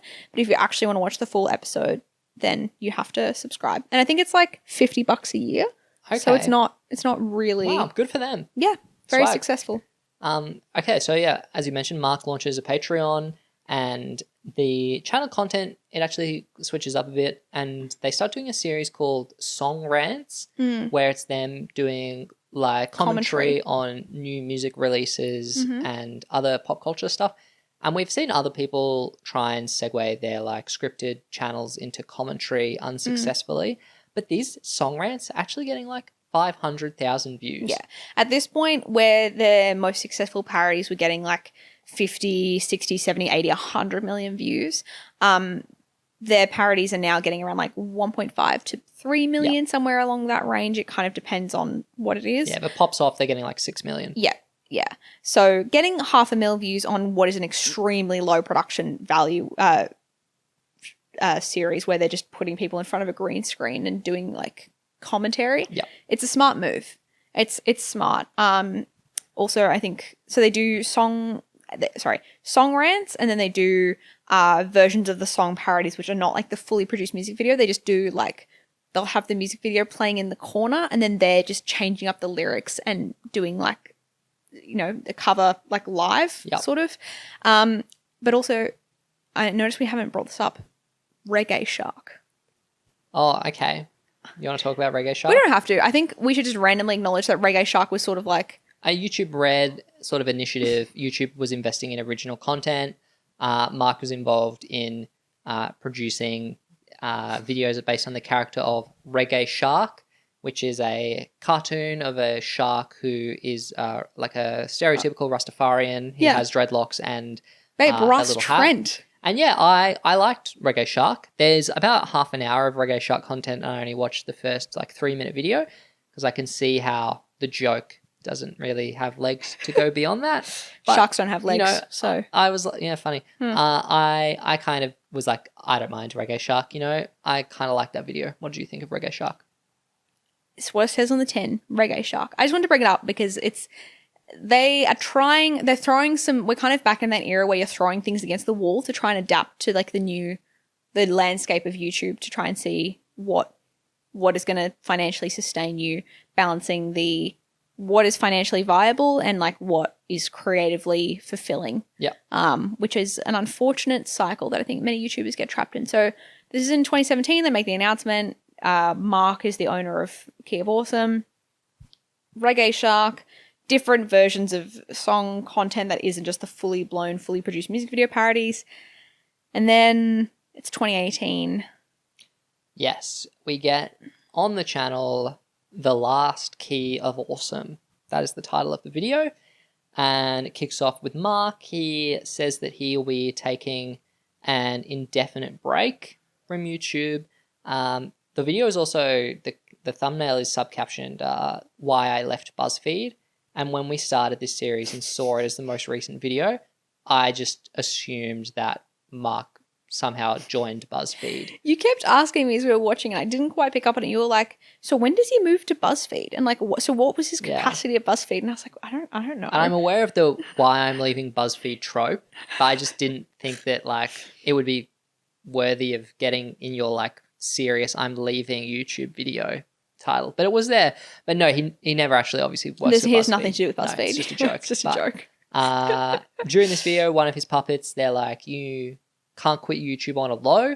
And so they then launch into a full musical number, which sort of summarizes the history of the channel, talks about why they're retiring. What did you think of The Last Key of Awesome? Because I personally, it really endeared me to Mark. I also was very endeared. It's a return to the original like music that he has said that he loves creating the most. Like it's his favorite thing to do. And it also, it feels reflective in a way that I think we appreciate when a lot of our YouTubes do the, we've talked on this podcast several times about the where I've been videos, the, I'm leaving YouTube videos, the I'm coming back to YouTube videos. And oftentimes they are very like, self-indulgent. I was going to say, I don't really want to say. This is one boomerism where Mark mocks millennials for doing this cycle of, it's so tough to make content. And there's two things I take from that. One, I'm like, I agree with you, Mark. But also second, does that mean that Mark is actually Gen X? Yeah, he makes some joke about like millennials complaining. And so I was like, how old are you, Are you not a millennial? I don't think he is actually. I think he is on the younger side of Gen X. But I do think there's something about this where he very matter of fact talks about, he's like, I've been on the content wheel. It's very stressful. I am on like so many prescription medications to just like manage my stress of like being a business owner and like being in this loop of like chasing virality and like being dependent on like an algorithm, which I don't control, to run a business and like fund all of these people who work with me. And I think there's something in that, and he's not like complaining about it as much as he is just being like, this is what it is to do this, and I just don't want to do it anymore. Like, I just want to get off the treadmill. I want to get off the hamster wheel. And I think that's actually like it takes like courage, and he's not coming in there being like he's like he's made the decision. He's already at peace with it. I don't know. I think the key it's very for me is he doesn't showcase sort of the resentment resentfulness that a lot of creators have when they're not doing the numbers that they may have done previously, and they are almost acting as if they are not at part to blame for this. Like, there's no woe is me. I think, and I've said something to this tune before, so forgive me if I am repeating myself because I love to be verbose and chat, but I think there is something to, I have empathy for creators who experience great success and then like can't adapt their content, or their content just isn't, their audience that they've built on one very specific type of content is like, it's a real like challenge that not everyone can overcome to pivot that audience into like a new type of content that does work for the new algorithm. But there is a point of me where I'm just like, well, you're a creator and this is your career, and it's a privilege to have this career and to have the success that you may have had up to this point. And if you would like to keep doing it, it's sort of like it's kind of in the contract of the job, is that you have to be able to, as a creator, to monetize that creativity in the way where you're self-publishing. You're not like an actor trying to get roles in movies and things like that. You're self-publishing on a platform. You do need to be able to have the skill to pivot and not be resentful about it. You can't be like, this is so unfair, woe is me. You can either choose to keep riding the wave and like get on it and learn how to make content for the new audience, or you can just you don't have to do this. No one is making you stay in this job, even though I do also have empathy that it's very difficult for people who like our Ryan Heegers and our Smoshes. They have probably never had a traditional job ever in their lives, so this is like all they know. But I think I do find it really admirable that Mark is basically like, yeah, I'm just gonna like go do something else for a bit. Yeah. And I may come back and I may not. Spoiler alert, he has not come back. No, the Key of Awesome channel has not been active since.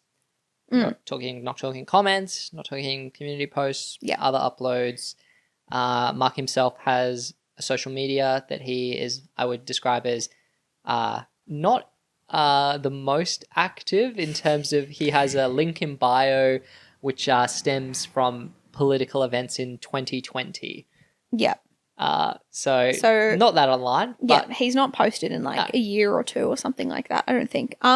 Anyway, sorry for my like random side tangent, creatorisms. I just feel a type of way when people are like very like there's a certain level where I'm just like, oh my God, no one's making you do like, especially 100%. For people who are really successful. It just never sort of acknowledges the fact that your audience, overwhelmingly, these are people who have to work a traditional job for a living. And when you present that as like an unthinkable alternative for your life, it's like very insensitive to them. And it's not to say that you can't like express your frustrations with like what is your career or like challenges that you come across, but you need to understand that that's not relatable to the millions of people who watch you and who watch the ads on your channel that allow you to be able to do what you do. So I think there is an element where like Mark is kind of like it's like a graceful exit, I would say, where he's being very grateful and being like, I'm so lucky that I've been able to do all of this, but like it's not sustainable and I don't want to do it anymore. Yeah. And he is basically being like, go back and rewatch all the videos because I still get to make money off them. And yeah. He does allow each of the crew members to do like a sort of a wrap of their CV, which I thought was quite supportive because naturally these guys, their job is the Key of Awesome and that Key of Awesome is ending. So they need to find new ones. So it's cool to get to like acknowledge the people working behind the scenes. He does that anytime there's like a meta video that's like him speaking outside of like, not actually as a character. He always seems to be really championing the crew. And we didn't watch many of them, but there are lots of behind the scenes videos where I think he would get to be showing them at work. I'll show you this. Shining. The Key of Awesome credits everyone in their descriptions, which is not something that some of the channels and actually in all of their videos. They do in each of the videos. And I also started noticing, and I thought this was different in even some of their earlier videos, they are like fully being like, this is Amber's YouTube channel and her Twitter and her Instagram. Like they are fully linking out to their team. And I think that's, they show a real support and love for creatives. And I think that is also a thing where maybe it was a real driving force for him continuing to run the channel and to run parodies because they get to pay actors, songwriters, musicians, vocalists to do like they get to do paid work while they're maybe, working on their own creative work. And so when the money was no longer coming in from the video, he was like, well, I can't even offer to pay these people. So what am I doing it for? So yeah. But it wouldn't be a Key of Awesome song without a problematic tangent around gender relations, because there is an extensive segment where the crew sing thank you to Mark for basically not being a sex pest, which I would say is sort of the bare minimum. And it does feel weirdly self-congratulatory to have your employees say, wow, it's so good that you didn't molest us in entertainment. Especially when, and they acknowledge it in the video, they're like, wow, like a linchpin of our channel was having hot girls be in the videos. Yeah. But he's like, but I didn't do anything bad to any of them. Yeah, it feels kind of weird. I will say I do wonder if it's just maybe making fun of the fact that because of the nature of the videos and the success that brought all the views in, they have to credit the cleavage thumbnails. That I think, and maybe I feel like this too, people who maybe aren't don't know him personally, whatever, would kind of assume he is sort of like a skeevy guy, and that maybe was his online reputation because he's the guy who owns the channel where it's essentially like YouTube hot cosplay baddies type of, do you know what I mean? Like if your channel is, every video is you're getting girls in who have like big honkers to like show their bodies. Doth protest too much. Like bringing this up in this context makes me think you're more likely to be suspicious. Yeah, I think it's like we don't, but maybe that was his reputation on the internet, because he does say in the comments of the video, like he does go back and just be like, thank you all for the love and support, like I really appreciate all of you. All of the kindness in these comments washes away any like hurtful thing that's ever been said about me that's like ever happened on the channel, which to me implies, and he does kind of briefly reference it, that people did not like him, or he was, you know, a target of potentially people being like, he's creepy, which is a fair assumption to make based on the channel. I mean, you know, you tried to have your cake and eat it too with the content, but that's what happens when you spend a lot of your content sexualizing women and being misogynistic. That is so swag. Right. And with that, let's just wrap up Legacy of the Key of Awesome. For me, I have no ill will. Basically, I think Mark comes off pretty well by the end of this series, and it seems that the Key of Awesome were influential. They're on the ground floor of a lot of big YouTube trends, and the Obama Girl video is legitimately, I think, quite funny and a piece of pop culture history. Ironically, Mark not involved in that one. And like naturally, like them being acquired and their network going to YouTube, there's a lot of influence from that. But from a content perspective, it left me pretty cold, to be honest. Like there's over, I believe, 1,000 videos on this channel, and watching 99% of them would be a very unfun time. How did you feel? Yeah, I had like obviously a bit of nostalgia goggles, as I do for many channels that we cover on this podcast, where I have memories of, you know, giggling with my friends about music video parodies, being like, wow, that's so crazy, because it's more explicit than the actual music video. Ha ha ha. But yeah, seeing it again as an adult woman, I'm like, yep, this is aged pretty poorly. Probably was never really very good to begin with, if I'm being honest. We've already said a lot about what we think of the comedy stylings here. But I will say I think there is a real nice precedent and highlight in that I think it paid a lot of creative people to do something and to support them in their livelihoods as they pursued greater things, like going on to be in Better Call Saul for 2 seasons. Yeah. Or going on to do, like, I think Amber Obama Girl is now, like... That's going to be my subscribe. So, yes. Okay. Yeah. But she's gone on to, like, have a career in media. I think she's been, like, a TV announcer or a host, which makes sense. Yep. Because she does lots of Vox Pop stuff for them for a while. So I think it serves as a great... That channel did damage in the content it did, but the money it made, I think, went to a good cause, which was paying working creatives in New York City to make it in the Big Smoke. The Big Apple. The Big Apple. Hey, I'm walking here. How you doing? Baba what are you subscribing to this week? Ooh, can you go first? Because I don't... Yes, I'm subscribing to Amber Edinger, also known as Obama Girl's Instagram, because if you go through it, she is now a mother and doing other fun stuff, raising a family in New York. But she will make memes, and they're original memes as far as I can tell. And I'll just describe one for you guys. It's her baby flying through the air, a la Superman, with his eyes closed. And the caption's just, when mummy hits you with the side-laying booby in the bed, the AC on cool and the water lights for bedtime ambiance. And I'm like, wow, yeah, that actually would be goated. Like, yeah, I wish I was that baby.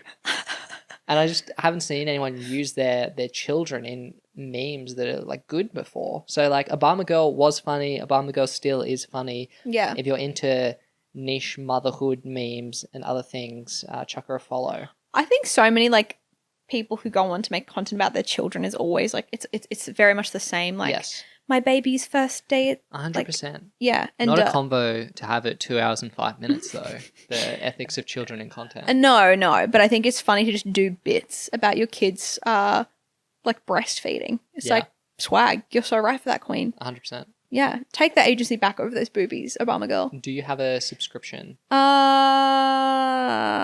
all right if you have none. Coffee. Ko-fi. Okay, yeah. A little cappuccino.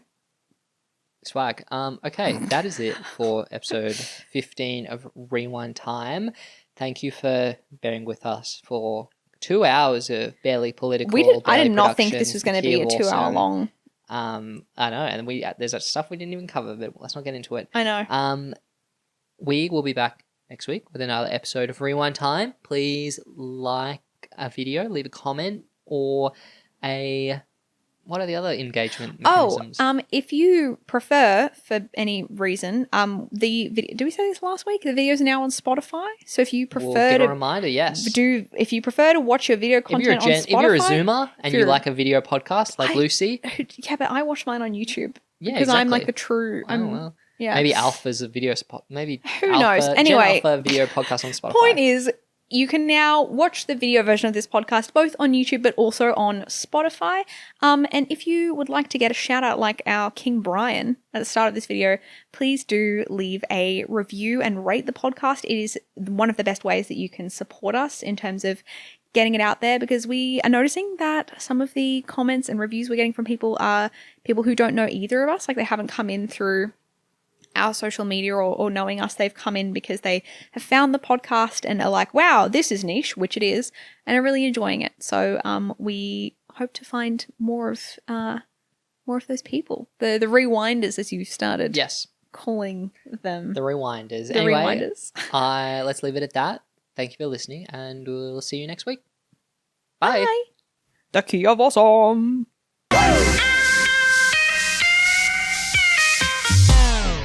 Ah, oh, that's hot. That's hot.